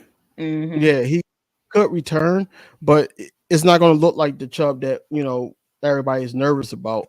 Because he had multiple injuries. Now, a lot of people think that he's going to be limited snaps if he does play this game. I don't think so because they need a miracle on that offensive side of the ball. But at the same time, we got to be prepared for everything. Nick Chubb. I think Wishacom just got his 21-day, the tight end. I think he just got that too. Yeah, I just think that Nick Chubb is not going to make a difference. I think that we can stop the run. The thing is about stopping that short pass and not playing off the ball, and this is why conversation with Vic Fangio was had about having men pressed up or having them play man to man more. And he was like, I could do that. He was basically saying that. Now the whole thing I will give Vic Fangio kudos on is that I feel like that he will make adjustments. He will. He's not a great in-game adjuster. He's more so the next game adjuster. And I feel like that he will make those adjustments to what he sees fits. Now, what I don't like about Vic Fangio is that Vic Fangio, when he does make those adjustments, he try to cater it to everybody and not to the team that he's playing until like it's too late. So I think that Vic Fangio has to cater this defensive scheme to the Cleveland Browns. Just take it one game at a time. One game at a time. Don't make it hard. Pause on yourself.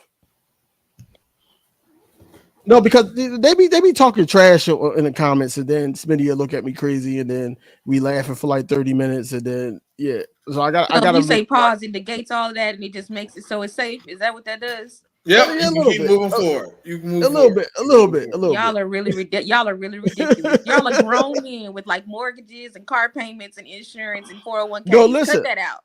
Listen, it's these people, man. I gotta cater to the crowd. Cut that out, man. All y'all I in ain't the got crowd, nothing. cut that I out. don't do that. Y'all too grown. Too grown. Pause. Lori cares about optics.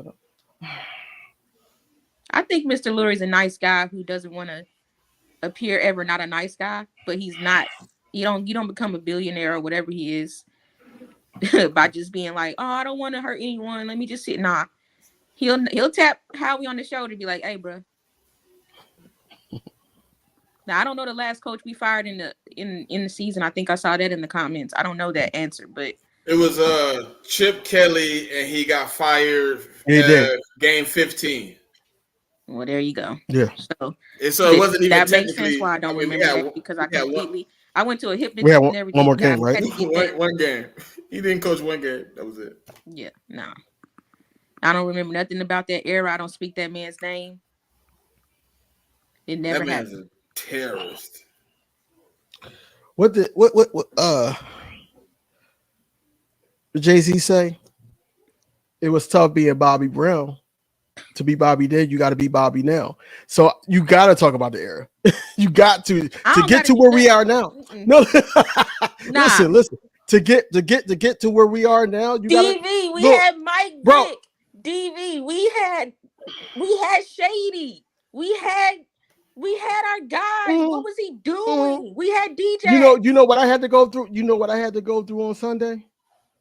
Smitty kept sitting up there naming. Smitty kept. Listen. Yeah, no. He's trolling. Look, don't even do it, bro. Listen. He trolling, bro. Listen. Smitty went through all the receivers that we had. Jalen Reagor. He went through all the receivers. I said, no. I said, I needed Jahan Dotson to play like a wide receiver 3.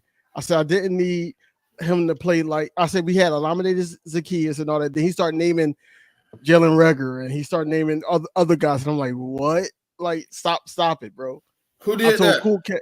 You did, bro. You know you did that, man. It's on record. Man. What's the why? I snipped it. So I'm sitting here like, okay, I understand why he was doing it, but I'm like, no, we're not talking about them right now, bro. Like we talk about the last couple of years. We had Olamide Zaccheaus, Zach Pascal. You know, that's who we had at wide receiver 3. Last couple of years. He went down the line, bro. Like, I'm glad I missed that. Yeah.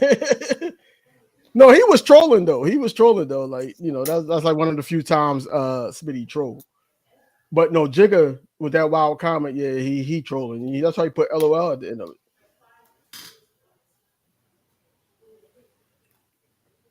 That's why. Cause no. Honestly, that's a tough one to talk about, man. Well, that one? Chip over Sirianni is I'm gonna have to go if y'all gonna continue this conversation about that man. I do not, in the name of Jesus, I don't talk about that man. No, we were just talking about the way, you know. Nah, man. I don't even want the juju in the block. atmosphere. Nah, bro. We gotta feed the block. You ain't gotta say nothing. Feed the block on another time, bro. We not. Bro, do you know that offense we had, bro? No, I know the detrimental. And I want to tell whoever put in the comments that he could coach. I don't know if you trolling or not, but all he did was just speed things up. He could not coach. You see what he did when he went back to college?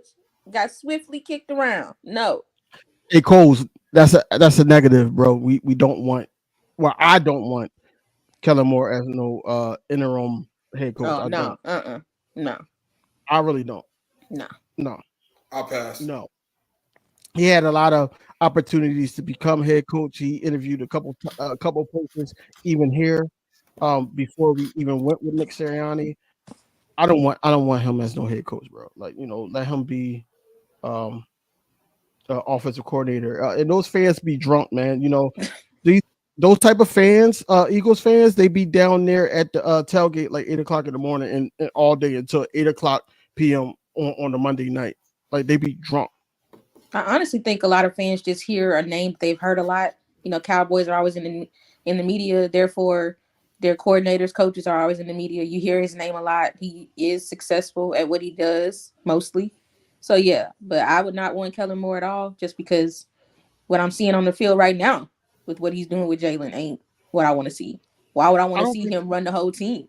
See, I don't think that is all him. Like I said I before, don't I think think it's all it's. him either, DV. But what I'm saying is, you are contributing to the mess I'm seeing on the field. Whether you take 30% of the blame or 60%, you a part of it. I don't like it. I understand that. I understand that wholeheartedly. I understand that, but I feel like I think he's in a situation where and it's not making him feel. It's not making me feel any better with him on the podium, basically saying that him and Nick is a collective and all that. Like, no, that you're not a collective. Man, we went through Nick's situation last couple seasons. No, last season fully. It's time for you to step up and be an offensive coordinator. So anything that goes wrong, we can fully blame you, because now it's no say so. And that's what we thought was going to happen with Nick Sirianni. But Nick Sirianni sat up there and said things like, "Oh, Kellen Moore is the husband that's driving.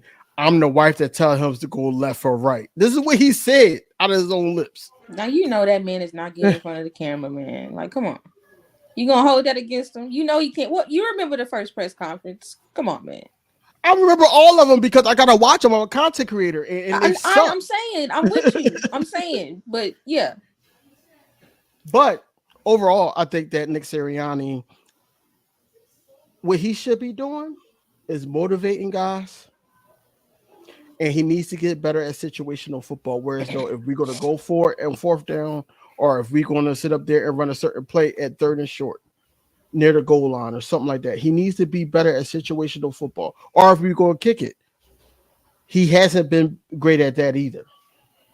So this is why before the season started, when reporters was asking him, like, "Yo, what is your role?" I used to laugh at it, but now I understand why they was asking that question. Right. I just want him to do me one favor. If you want to gamble, go to the casino, go up the turnpike to New Jersey, down the turn, whatever it is, to New Jersey. Go somewhere and get. But when it's on the field, don't gamble with my team. Give me my points, especially when it's a defensive game and the other team is only winning by. Get the points, bro. Yeah, but he won't. He won't That's what I'm saying. because I need him to gamble greedy other like that. places, not with my team. He greedy like that. The offenses that he was actually a part of had a pocket quarterback. I'm gonna say a pocket quarterback to keep it PG, but he had a pocket quarterback. So I don't know. I think that Jalen Hurts 2022, he showed a lot of, hey, I'm the guy, and I'm running the ball. I'm making the running backs better, the running games better. All these guys is rallying around me and playing for me. I feel like that if Nick Sirianni felt like that he messed up a play or something like that, Jalen Hurts will fix it. I think there was a lot of that going on.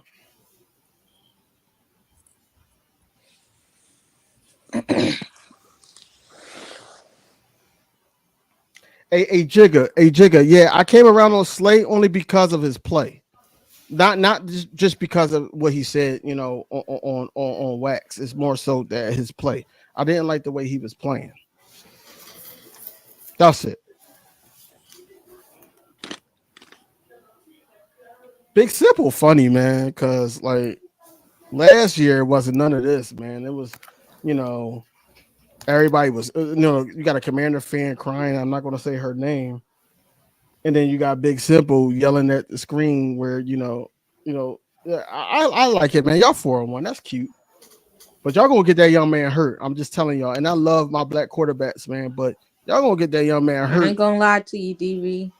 That young man out there doing some things. Like, That's cool. That's cool. It's week 5, man. Well, it was week 6 about to no, be. I understand. And I broke down in the tweet the other day, like who they played, who they beat. So, it's not like no runaway train. I get it. But Mhm. he's looking good. He's reading the defense. He's picking up the blitz. He's getting out the way. He's getting the ball. He's Why? doing it. Yeah. Why do you think that though? I mean, I don't know. You tell me. You got a smirk on your face. You got the answer. I don't know. Coaching, Yeah. good coaching. Yeah. Of course. Of course. That JD5 had been with Nick Sirianni and his coaching staff. It's still the biggest thing is the biggest reason he winning games, bro, is they don't trust his arm for some reason, and they keep blitzing him, and he just keep putting it over the top. I mean, they put him 1-on-1 on Terry McLaurin, and they daring him to throw it, and then when he can't get it over the top, he's waiting for them to break down, and he's coming out. He's just running. Taking off. Yeah. But I think once they get some tape, but that's what they were doing with Jalen Hurts. Mm-hmm. They were doing the same exact thing. The league will catch up, but I promise you, he's still out. I mean, listen, just like I believe Jalen Hurts is still a very good quarterback. You don't just lose that in a season and a half. No, I'm saying I know I'm JD5 getting somewhere though. No, just like I say that about Jalen, is the same way I'm going to say about that man in Washington. You're right. The league is going to catch up to him. It's going to look real different come next year. But for now, I don't even think it's going to be next year. You think it's going to be later this season? Mm-hmm. They didn't catch up to Jay. We rolled him to the Super Bowl. What you mean? They ain't catch up to Jalen? So you think the Commanders have a Super Bowl contending roster? No, I'm not saying that. But I'm saying as far as catching up to him, I don't think it'll be in the next couple games. I don't think it'll be till maybe the end of the season. Check this out, man. I'm not a JD5 hater, man. Like I said, I love my black quarterbacks regardless. You know, still love what Cam did, you know, even though I didn't agree with his logic about, you know, game managing quarterbacks and all that. But at the same time, I just don't want them to be like, you know, because they talk about MVP after week 5, you know, on NFL Network and all that. I don't want them to get this man hurt because, like I said, defensive players watch like anything, analytics and national football. That matters to them. And then it's like they get out there and be like, yo, I'm going to hurt this kid. I'm going to make sure that he knows it's basically a welcome to an NFL moment. And they gonna get this bull hurt, man. But I like what I see from him, regardless of who he played. I just don't want it to be like the fan base, man. They kept saying, oh, JD5 better than Jalen Hurts. Like things like that gets me. Because I'm like, no, don't do that. Because you're seeing what you're seeing now. Because they said the same thing last year about the quarterback with the Texans. They said the same thing. Oh, my baby, CJ. Yeah. Yeah, they said the same thing about CJ Stroud. Said the same thing about Jordan Love as well. The jury's still out on CJ, but the jury is for darn sure still out on Mr. Daniels up in Washington. Like that boy, I know what you're saying, DB, and I do think the defenses will catch up. There'll be tape on him, of course. You get to figure out his tendencies, what he likes to do. They'll cut him off at the pass. All those things are true. I get it. But what we're seeing, though, is still impressive. There's other quarterbacks like Caleb, for instance, who came in, who doesn't have the coaching right. I understand that he has in Washington, but still should be looking a little bit better than he has in the first 3 games. He looked good this last game, but he didn't come in like JD. Like, you know, he's putting something else out there. They played the Panthers though, bro. That's not the only. I'm saying I think you're purposefully missing the point, and it's fine. No, I'm not. I'm just you know saying that they played the Panthers, but I do get your point. All right. I do get your point. All right. We shall see, man. I mean, they asking me things in my inbox or DM or whatever you want to call it, the X, you know, direct message. Basically, can we catch the Commanders? Record-wise. They're asking that question. Knowing that you know who you know at coaching, that's coaching right now. Knowing that what you know about the scheme that we're running, and then also how Jalen Hurts has been turning the ball over and everything like that. Everything that everybody brings up, right?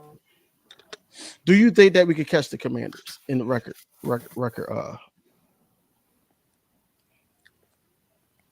Are you asking me or are you asking Smitty? I'm asking you. Oh, I already asked Smitty.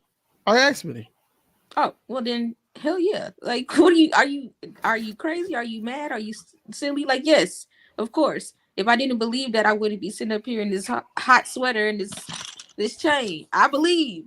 Now, ask me in two, 3 games. You know what I mean? Like, see.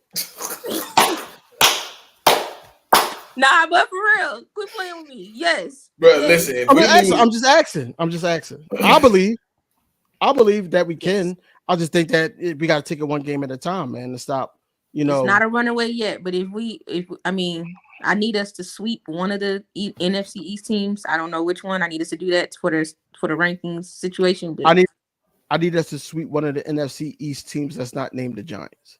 yeah, okay, that's what I meant. Yeah, so either the Cowgirls or Washington. But yeah, but I think for sure, especially when we see what Washington has coming down the pike as far as games that people they play though. I think if we do what we supposed to do, yes. Okay. These next 4 games that we got, y'all. We got what? The Browns, the Giants, I think the Bengals, and the Jags. What's the record? Whew, that's hard. Bruh, 3-1 at the worst, bro. That's all I can take out of that. I ain't gonna lie to you. I already know your one is the Bengals, possibly, right? That's because we gotta go there. That's the only team that can even get. That's the only team, bro. Any one of the rest of them stomped out, bro. You gotta win all of those. I ain't talking about you gotta blow them out, but 3-1, you gotta win all 3 of those games. You should come out of this stretch no worse than 5-3. Okay. You said is a tough one, JB? Here's my problem. The Jaguars have been a trap game for us the last couple years, or last time we played them, rather. For whatever reason, Doug has them ready. They come out. They do what they need to do. That's a tricky one for me. I do want to believe that we'll be I do want to believe that we'll be 3-1, but the other team that concerns me in that group of 4 games you just named are the Bengals. The only reason is because they cannot, and I doubt will continue to play the way they've been playing. That just doesn't make sense to me. So my heart wants to say 3-1. My head wants to say 2-2. Honestly, if I'm being honest. 2-2? Yeah. I'm the only positive one here, man. Look, 4-0, man. Look. No. I said 3-1 at the worst, bro. Yeah, At the worst. At the worst. 4-0. I'm saying. Here's why. Because I think it's going to be a challenge when we go to Cincinnati. I think that it's going to be a challenge, but I think that's going to be one of our closest game out of the four games that we played. I think that we could beat the Browns by double digits. I know for a fact that we can beat the Giants by double digits. The Jags, I hear what you're saying about it being a trap game, but the last time I feel like that the last time we played the Jags, they went up 14-0 on us. And the guy in back of me basically said, look, I'm putting the team on my back to get us back in this game, and that's basically what happened. So as long as the defense is holding up their end of the bargain and everything like that, that's what I'm hoping on. That the defense holding up their end of the bargain, I feel like that we could go 4-0. Because the only scary part about the Bengals is the offense. That's the only scary part. Facts. Defense is not scary, but I feel like that'll be the game we get into a shootout. We see how many. If it's a shootout, can put up. Yeah, that's what I'm saying. If it's a shootout and all our guys is healthy, I'm bet. Nah, I ain't gonna bet the house. I ain't gonna bet the house. You see what I'm talking about? I'm a bet. Nah, DV. Nah. No. Listen. Because other guys don't got my hunger, man. Like I can't just bet the house. I gotta bet like a couple dollars, but not the house. Not the house, bro. He almost jumped out the window though. I'm married. Listen, I'm married. No, because I'm married. No, because I'm married. I'm married. You know, that's a different type of like. I got a dick with two heads. Yeah, you do. That's And I fine. sit here But like you know what? I'm sitting here The like reason me why by you myself had to, the at the reason why house. you had to But my bring it wife would back. be like, "Yo, what you doing, bro?" The reason why you had to bring it back is because you remembered. Oh, I'm betting my livelihood and where I lay my head at, and I know that I got these guys on this team that sometimes want to play and sometimes don't. That's why I Man, said I'm man, like 2-2. life, man. What life? Jenna said, life is rough, Hey, right? hey, If I bet a couple dollars, right, that's still my livelihood because that's taken away from food on the table, you're things like really that. good at doing this Svengali, like move words around to change what I'm saying. You know what I'm talking about. The point I'm I know making what is you're talking about. when you realize who was on this team and what they put on film so far, you was like, the house, nah. And that's my point of saying 2-2. Is it really telling that I don't really I can't go believe what they're 2-2 saying though. until I see it? I can't go Yeah, 2-2 though. yeah. I, I see right through listen, you, bro. I think the Bengals got the best chance, the opportunity. The other three, I don't know. I can't see it. I don't care I what. don't I don't know, care man. what Sweeney, somebody say. that Jags game is watch what I'm telling you. Watch what I'm telling you. That Jags game, I think we can win it for sure. Did we blow them out last time? No, we didn't blow them out. No. It was a We game. started out 14-0, and then we scored like 28 unanswered points. Yeah, that's not a blowout to me. That's just a comeback. Okay. That's not a blowout. Blowout would be like they went up 14-0 and we finished the game 41-14. That's a blowout. Anyway, I don't you even remember slice the it, end of man. the stuff. It's a trick game to me. It's always tricky when you have an old head coach. You know, there's always these feelings. I think we'll beat New York handily. That's not an issue. You know, it's just the Bengals and the Jags what I'm worried about. Like I said. I mean, for it to be a trap game, wouldn't we have to be playing well for it to be a trap game? I think we will be playing well up until yes. So basically what you're saying is we're gonna go 3-0 until we get to the Jazz game. That's the trap game. That's if I'm that's what I said. With my heart, I'm saying 3-1. Yes. But with my head, I'm saying 2-2 because I know that the Bengals could also throw a wrench in that plan. So yes. Man, okay. Okay. What is y'all keys to victory for this upcoming matchup? Just saying that everybody's healthy except for possibly they tight end. The Browns tight end. What's y'all keys to victory? 3 keys to victory. I'll say I ain't gonna listen. I know everybody up here gonna say this one, so I'm not gonna say that one. I'm gonna skip that one. All right. Executing the red zone. I know everybody gonna say this one too, so I'm gonna leave that one. Clean up the offensive line play and tackle. Keys to victory. All right, my 3 keys. I'm gonna say what everybody's gonna say. Run the ball. For the love of God, run the ball. The second one is lock Nick Sirianni in somebody's closet somewhere. Throw away the key. That ain't what I thought. All right. I don't know what the second one is you looking for, but my I know. I'm gonna know what you said. I'm gonna know. You're gonna know. No, my second one is I agree with you. Tackling is paramount, and my third one is Jalen Hurts got to run. Like his legs got to be a factor. Okay, that's my third one. Okay, she switched it up for me. Yeah. I don't want you to know me like that. You got one.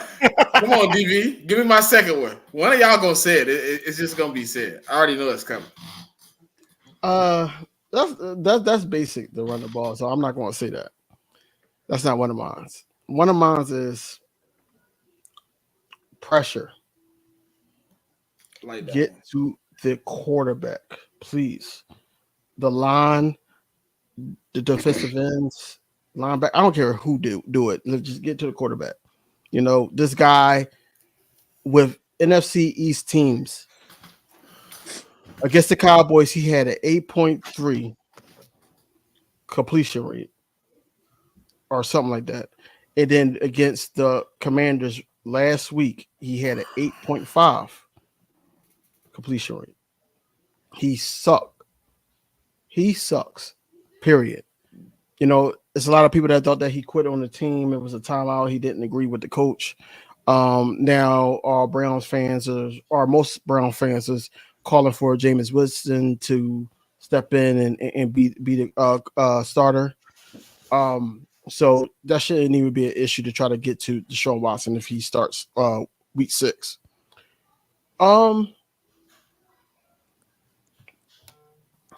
Utilize Saquon Barkley more, and it's not just in a run. It's not just in a run. Pass game, we got to make sure that we block it for him and everything. That's basically, what needs to be had. Saquon Barkley is there to make it easier on guys. You got 2 guys, 1A and 1B, as good as they are, they coming off of injury. You don't want to make it too difficult on these guys. They're gonna run routes. They're gonna think, okay, well, Jalen Hurts got his guys back. AJ Brown's gonna be his main target. Let's double him. So all AJ Brown really got to do is just be a decoy majority of the game. He's gonna make his plays, but just be a decoy majority of the game. But Saquon Barkley needs to be the main focus on try to get those yards and everything. Just switch it up. Not just the run game and just have him block and that's it. No, pass the ball like you did with Green Bay. I feel like that was a Kellen Moore type of scheme. Lastly,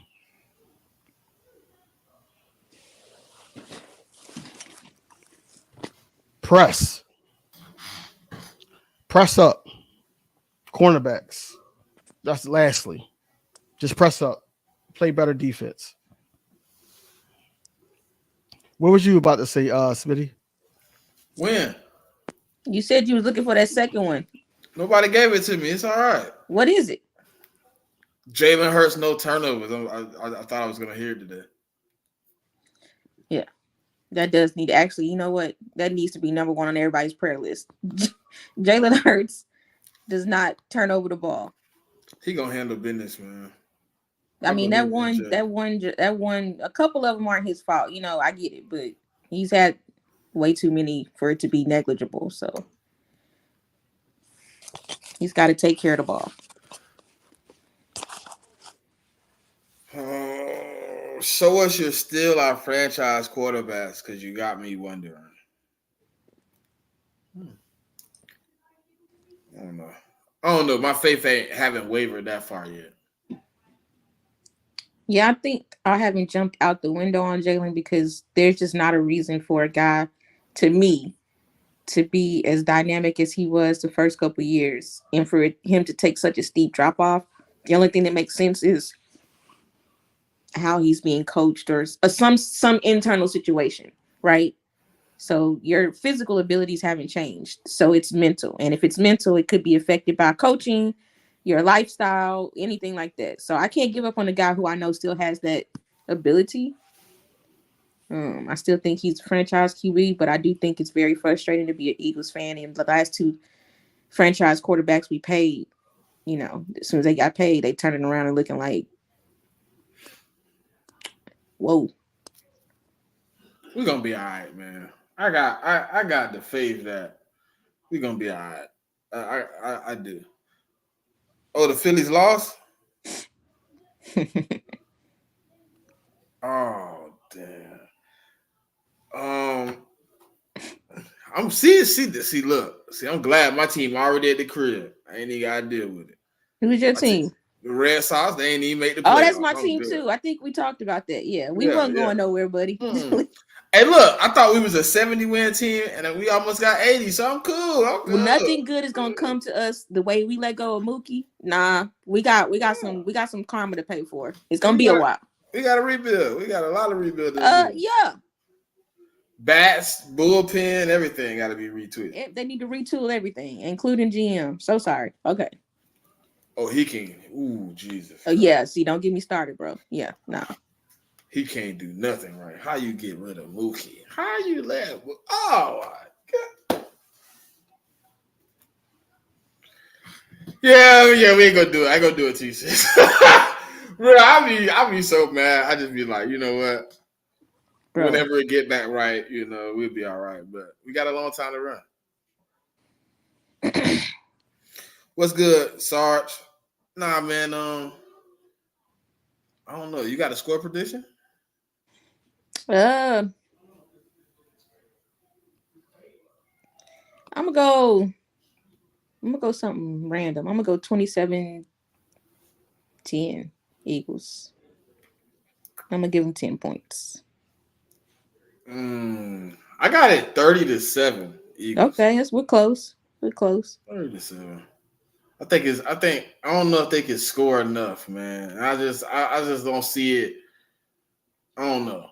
It just seemed like he's so flustered. I don't see how their offense scored. They shouldn't have really, honest to God, truth, they shouldn't even got points on the Commanders, but I don't know how that happened. I don't know. I don't watch enough Commanders games to know what their defense is looking like. But no, I think it's gonna be Eagles. I know we're scoring 30 again. I ain't even worried about that. Who? Eagles. Oh, you got them 30? Okay. We're scoring 30 again. Okay. I got 27-10. What you got, DB? I got it 27-20. I think that we still going to have some answers that has to be had with this defense. I don't think I ain't watching that, dude. I ain't watching that. You gonna let the lowest scoring offense in the league gonna put up their first 20-point game against us? I'm just saying though. These boys ain't scored over like 20 all year. Bro, I hope I'm wrong. But what I'm saying is, like I said, what was that? A couple weeks ago, I said Philadelphia Eagles is known to give us heart attacks every single week. They're gonna make it difficult with the wins. Like the last one that we had, we scored 15 points. Bro, they ain't scored 20 one time yet, bro. Okay, that's cool. But what I'm saying is this is a Vic Fangio scheme. I don't know if he's going to be stubborn. I don't know anything. So I'm just going to keep my score safe. And because I know the Eagles could beat them. I'm going to keep it 27. I'm going to keep it a one-score game. But I hope I'm 20. I'm going to be so upset, bro. I don't even care if we win. If they come out and put up 20 plus points on us, bro, I'm gonna be so mad. Everybody's gonna be mad, but the whole thing is that I am not convinced that Vic Fangio is gonna scheme up something that would, have that offense not looking like how they looked the past. Okay, I understand that, but the Raiders, the Jags, the Giants, all them held them under 20. And statistically, those are worse defenses than us, and we gonna give up more. If we do that, I'm gonna just be. I ain't gonna lie. I'm be tripping. Right.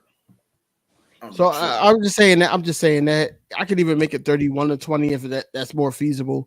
But I feel like that the Eagles defense is not going to have it figured out just yet, especially with the Vic Fangio scheme now, and also what I saw with the pass rush. The pass rush in the last 4 weeks, I don't feel like that is going to come until like the tail end of the game. So, yeah, I feel like that's what it is.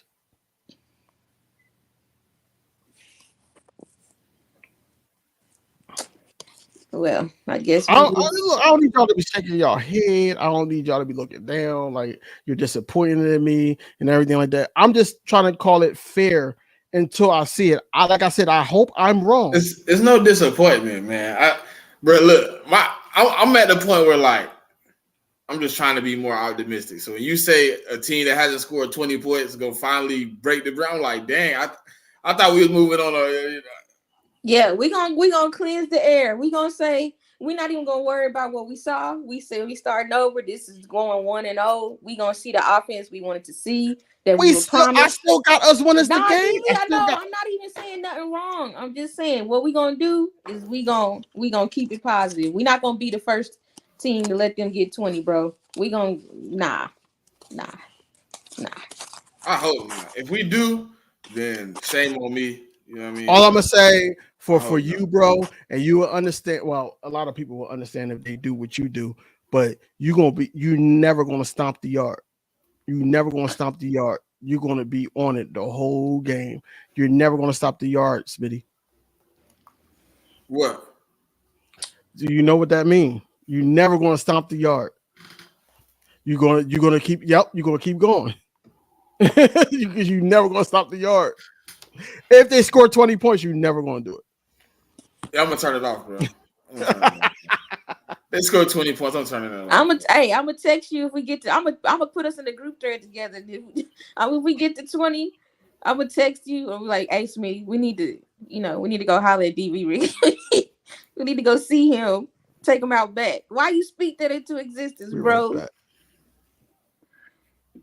Anyway. Hey man, listen, I'm probably gonna be off camera. I'm gonna be shedding real tears for the next about 6 weeks if they score. Even if we come away with the dub. Yeah, bro. Oh, okay. They're bad. They're the worst offense in the league. The worst offense in the league. Like they literally are dog water. They can't score on anybody, and they gonna score on us. That's gonna hurt.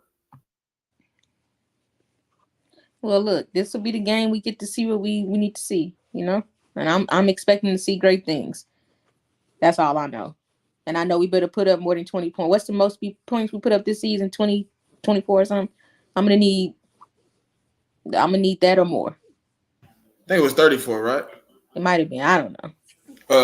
I think we scored 34 in that first game. Oh, okay. Well then, yeah, I need somewhere around there. I need a good 30 piece for real. Yeah.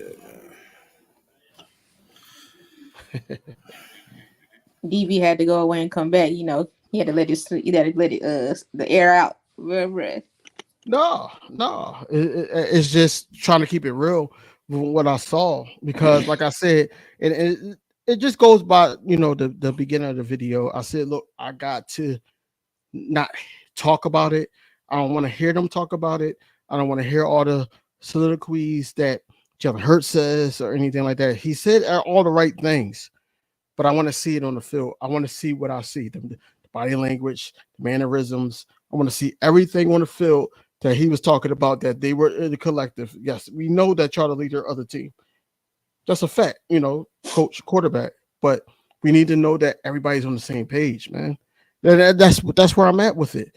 But as of right now, I can only go by the last showing. And the last showing is, yes, I know they can come up with a plan to stop the worst offense, but at the same time, I think that by the tape, the Browns can actually figure out how to move the ball on us. And that's just being realistic. We could come out like the Saints game and hold them to under 15 points.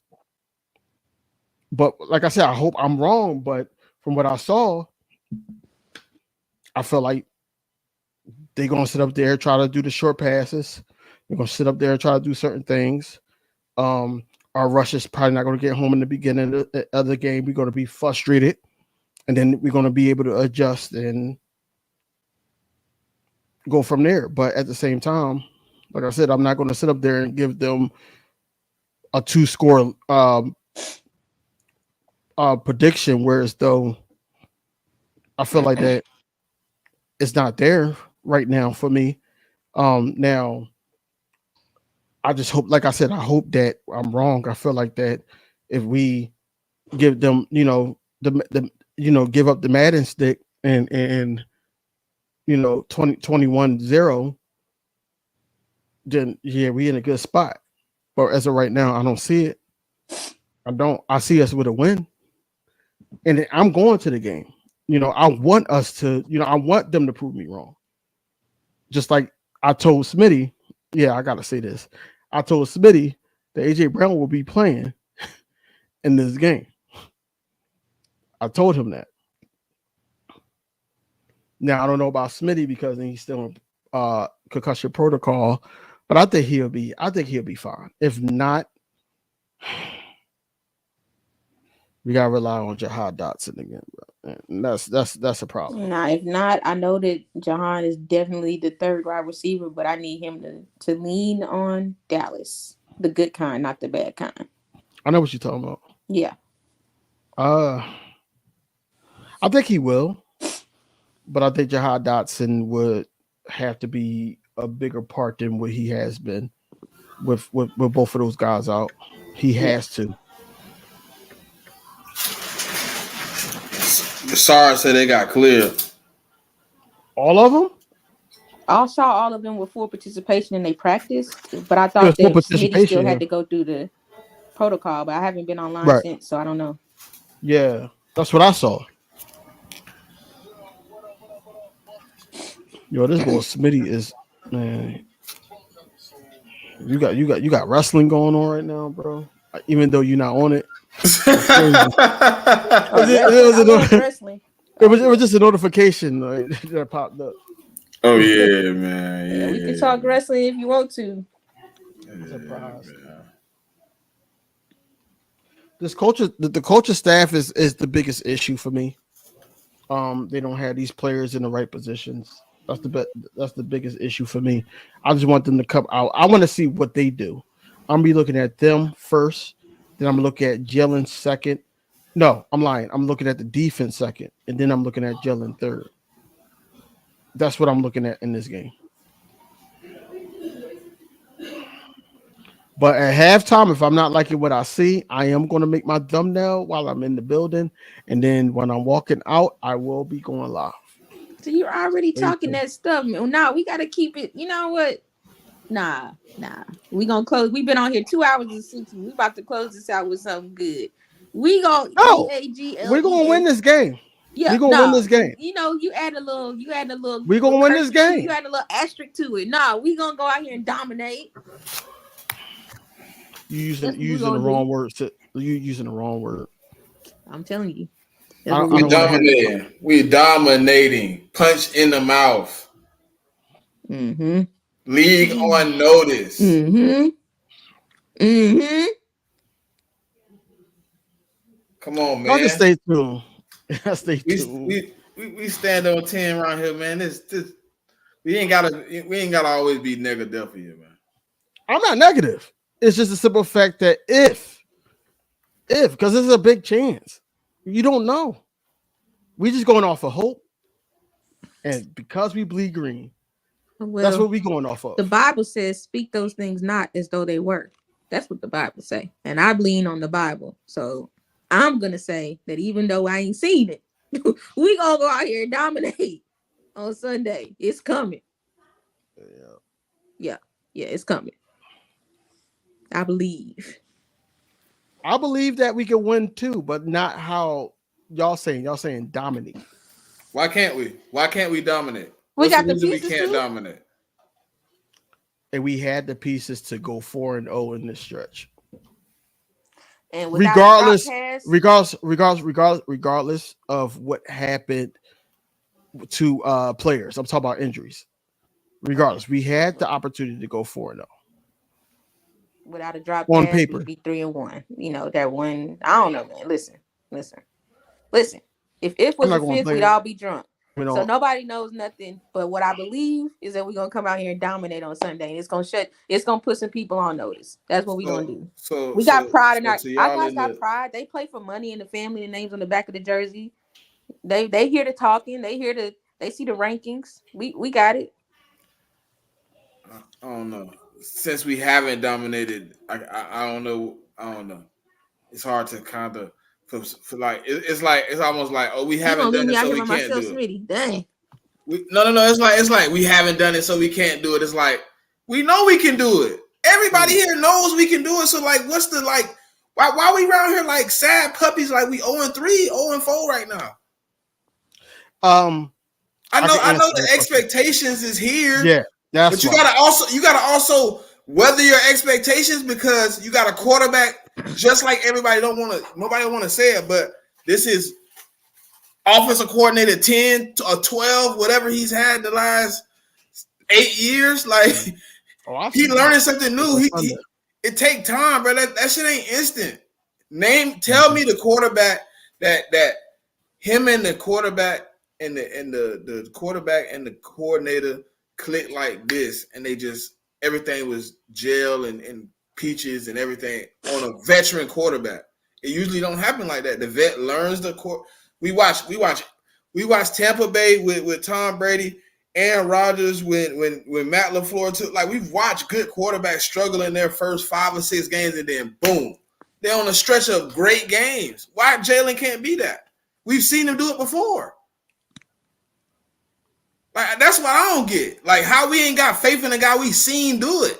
It ain't like he never done it before. We up here like, man, Jalen gonna come out and be elite. No. We're saying I watched Jalen be elite in multiple games, not just one or two games. No. I watched him down a stretch of games be a great quarterback.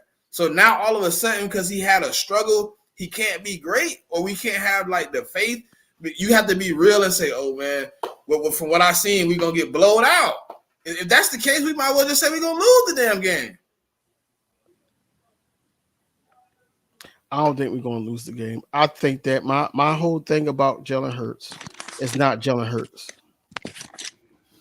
It's coaching. I gotta have that belief in coaching.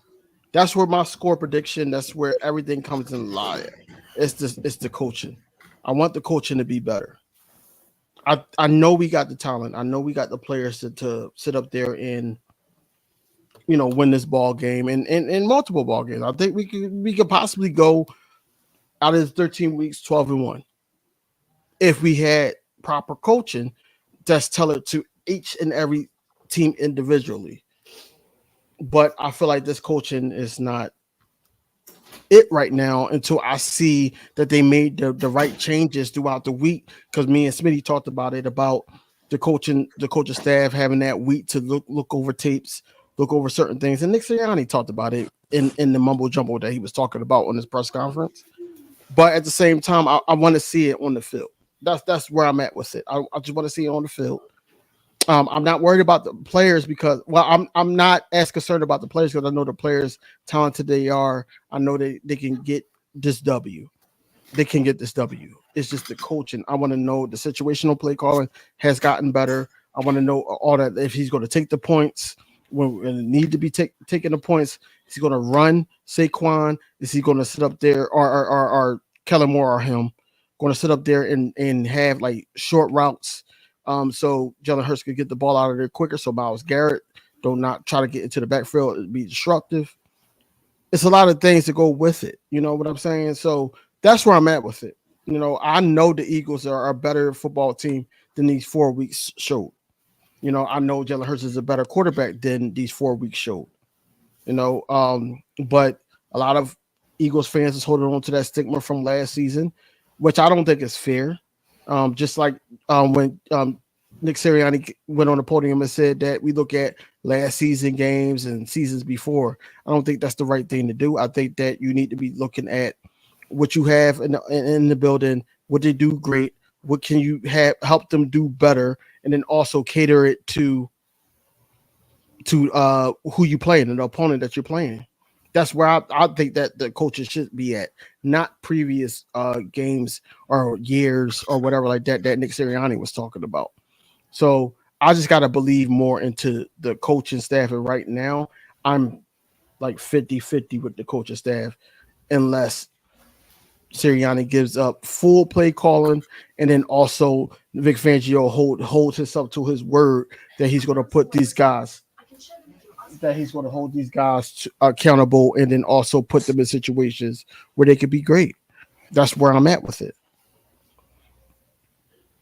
Different approaches. They all work for everybody. Different strokes, different folks. I'm still going to go out here and say I think we're going to dominate. They need one of those games. And I think this is an easy win for them to get that, get you feeling good, get you feeling confident. Let's go out here and start this run. Let's go 1-0 and let's be dominant. That's all I care about. Yeah, I'm with you. Let's dominate. I think we got the ability to dominate. I can't say the coaching like I understand what DB said, but like it's a new coaching staff. This ain't the coaching staff from 2023. So like I can't compare them to something they weren't a part of. Like the only person I was a part of that's on this coaching staff is Nick. Like Kellen wasn't here, Fangio wasn't here, so I can't get them that 1-6. I can't keep holding them to the fire for a 1-6 they didn't cause. Like, that's kind of why I came on here and said what I said when we first opened the show. Like, I had to put that 2023 away because that 1-6 ain't on Kellen head. That 1-6 ain't on Vic Fangio head. They weren't here for the collapse. So, like, we keep kind of putting them in that mode of, like, man, we went 1-6 last year, and it's like, these guys didn't go 1-6. If we had the same coaching staff, I could understand, but it's like it's a different page of the same book. You know, the Philadelphia Eagles is on the front of the page, so we always pick up the book of the Eagles, but like it's a different chapter, man. You can't hold these guys to the flame for something they didn't have any part of. Like they didn't contribute to us being 1-6 down the stretch. They didn't contribute to us going to Tampa Bay and getting blown out in the playoffs. Like they didn't contribute to us losing to the Giants, to the Seahawks, to the, you know what I'm saying, to Arizona. Like they ain't contributed that. They wasn't there to let, oh man, I was going to say it, to let 24 get bullied in the San Fran game. They wasn't there for that. Like we holding them to that fire of that those man games. got thrown around, bro. But it's like Nick, yes, was a part of it, but the rest of the staff wasn't here. So it's like I'm not gonna keep holding their foot to the flame. Like I'm gonna get them the optimism that, hey man, any coaching staff is put here to do something, right? And it ain't gonna always be crispy off the rip. You know, I was in a lot of them Dolphin spaces last year when they was talking about Vic Fangio going into week 6 and week 7, and then all of a sudden they were like, man, Vic Fangio turned it around.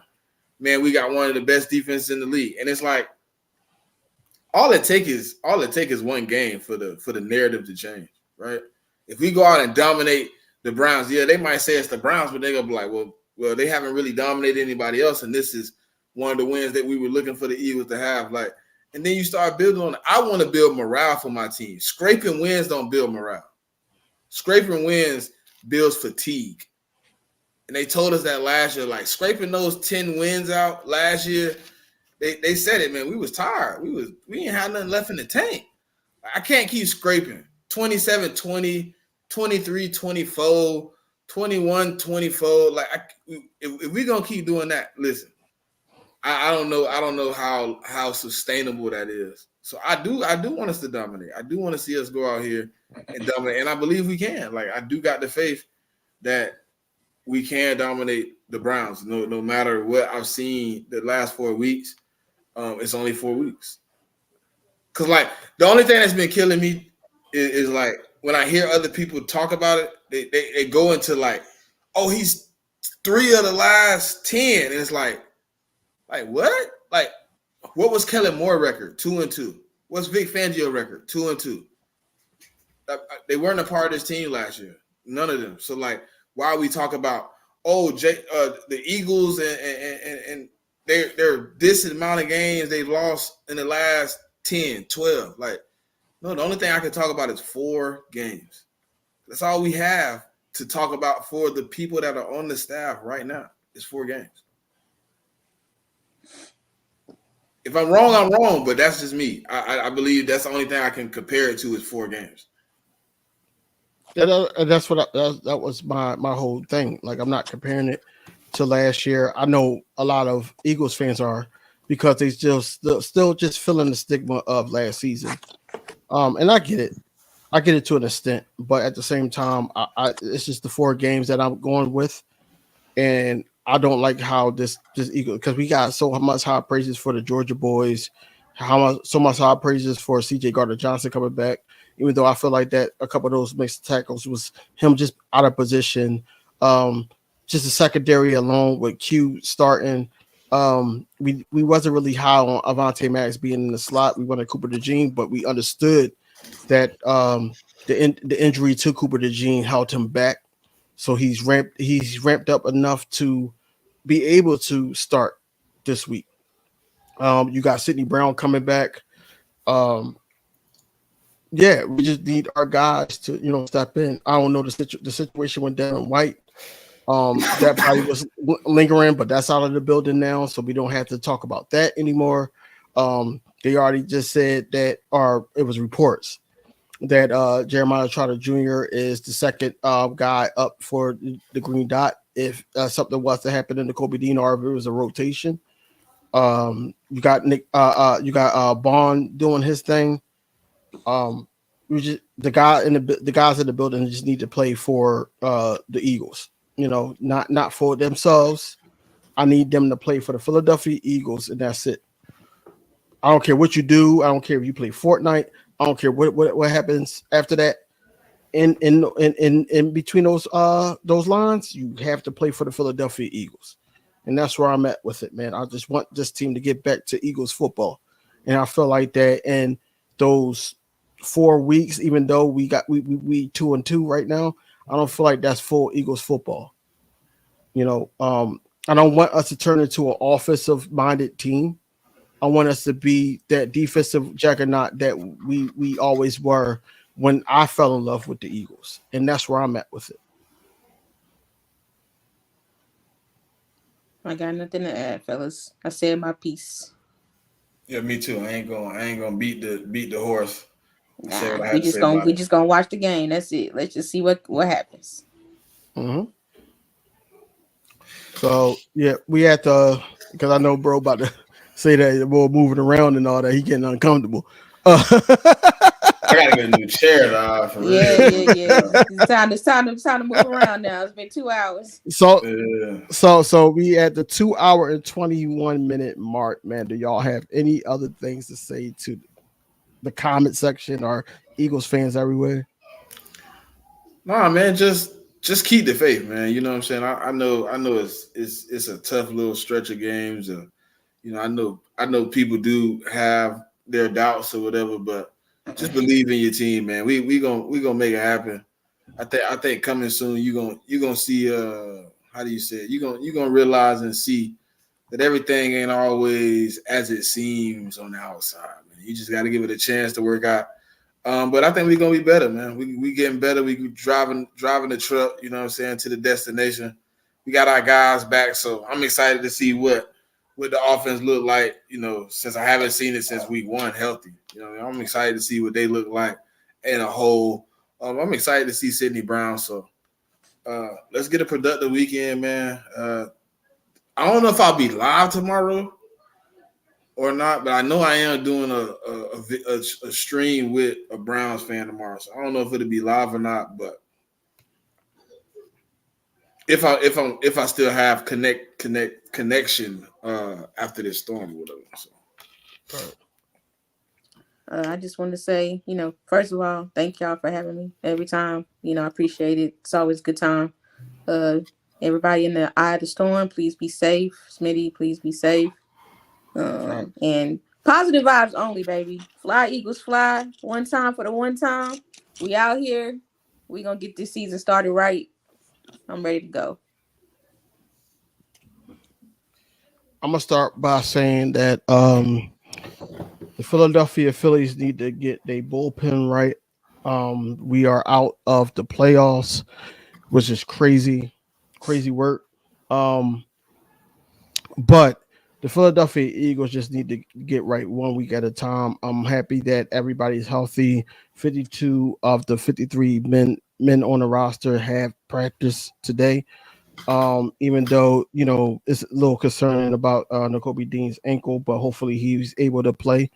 But look, man, I feel like that the Eagles are going to come out with the victory. I just want everybody to be on the same page, coaching, personnel, and everything. And just always fly, Eagles fly, man. Thank y'all for supporting us, man. Everybody in Florida, man, be safe. Prayers up to everybody in Florida, man. Smitty, look, I already know that you might not be going through it as much as everybody else, but it ain't here yet. I mean, it ain't even. No. I know. I'm saying the when it hits, when it first hit, we're gonna get a category 3. So I mean, it just ain't hit land yet. You did you so you're gonna be the first one to get hit? Because I thought you were like second issue. Yeah. So what I'm saying is that hopefully everybody's safe, your family's safe, and hopefully the property is safe. Because I seen what these storms could do. So just prayers out to everybody, man. For sure. Hey, man, we got 112 people here, man. Listen, if you're on the Twitter side, you haven't came to the YouTube side yet, click the link on the page, tag, repost, and come over here, man. Like, comment, subscribe, and ding that bell on both pages so you don't miss none of this great content, man. But y'all know, man. Until next time. Yo, what's going on, everybody, man? It's your boy King DV, and I'm with my co-host Smitty. What's going on, bro? Man, it's love, man. For AJ Brown. Michael Carter II They don't know Jalen Hurts like we know Jalen Hurts. was hanging on to Jalen Hurts. Until next time, man, y'all know what it is.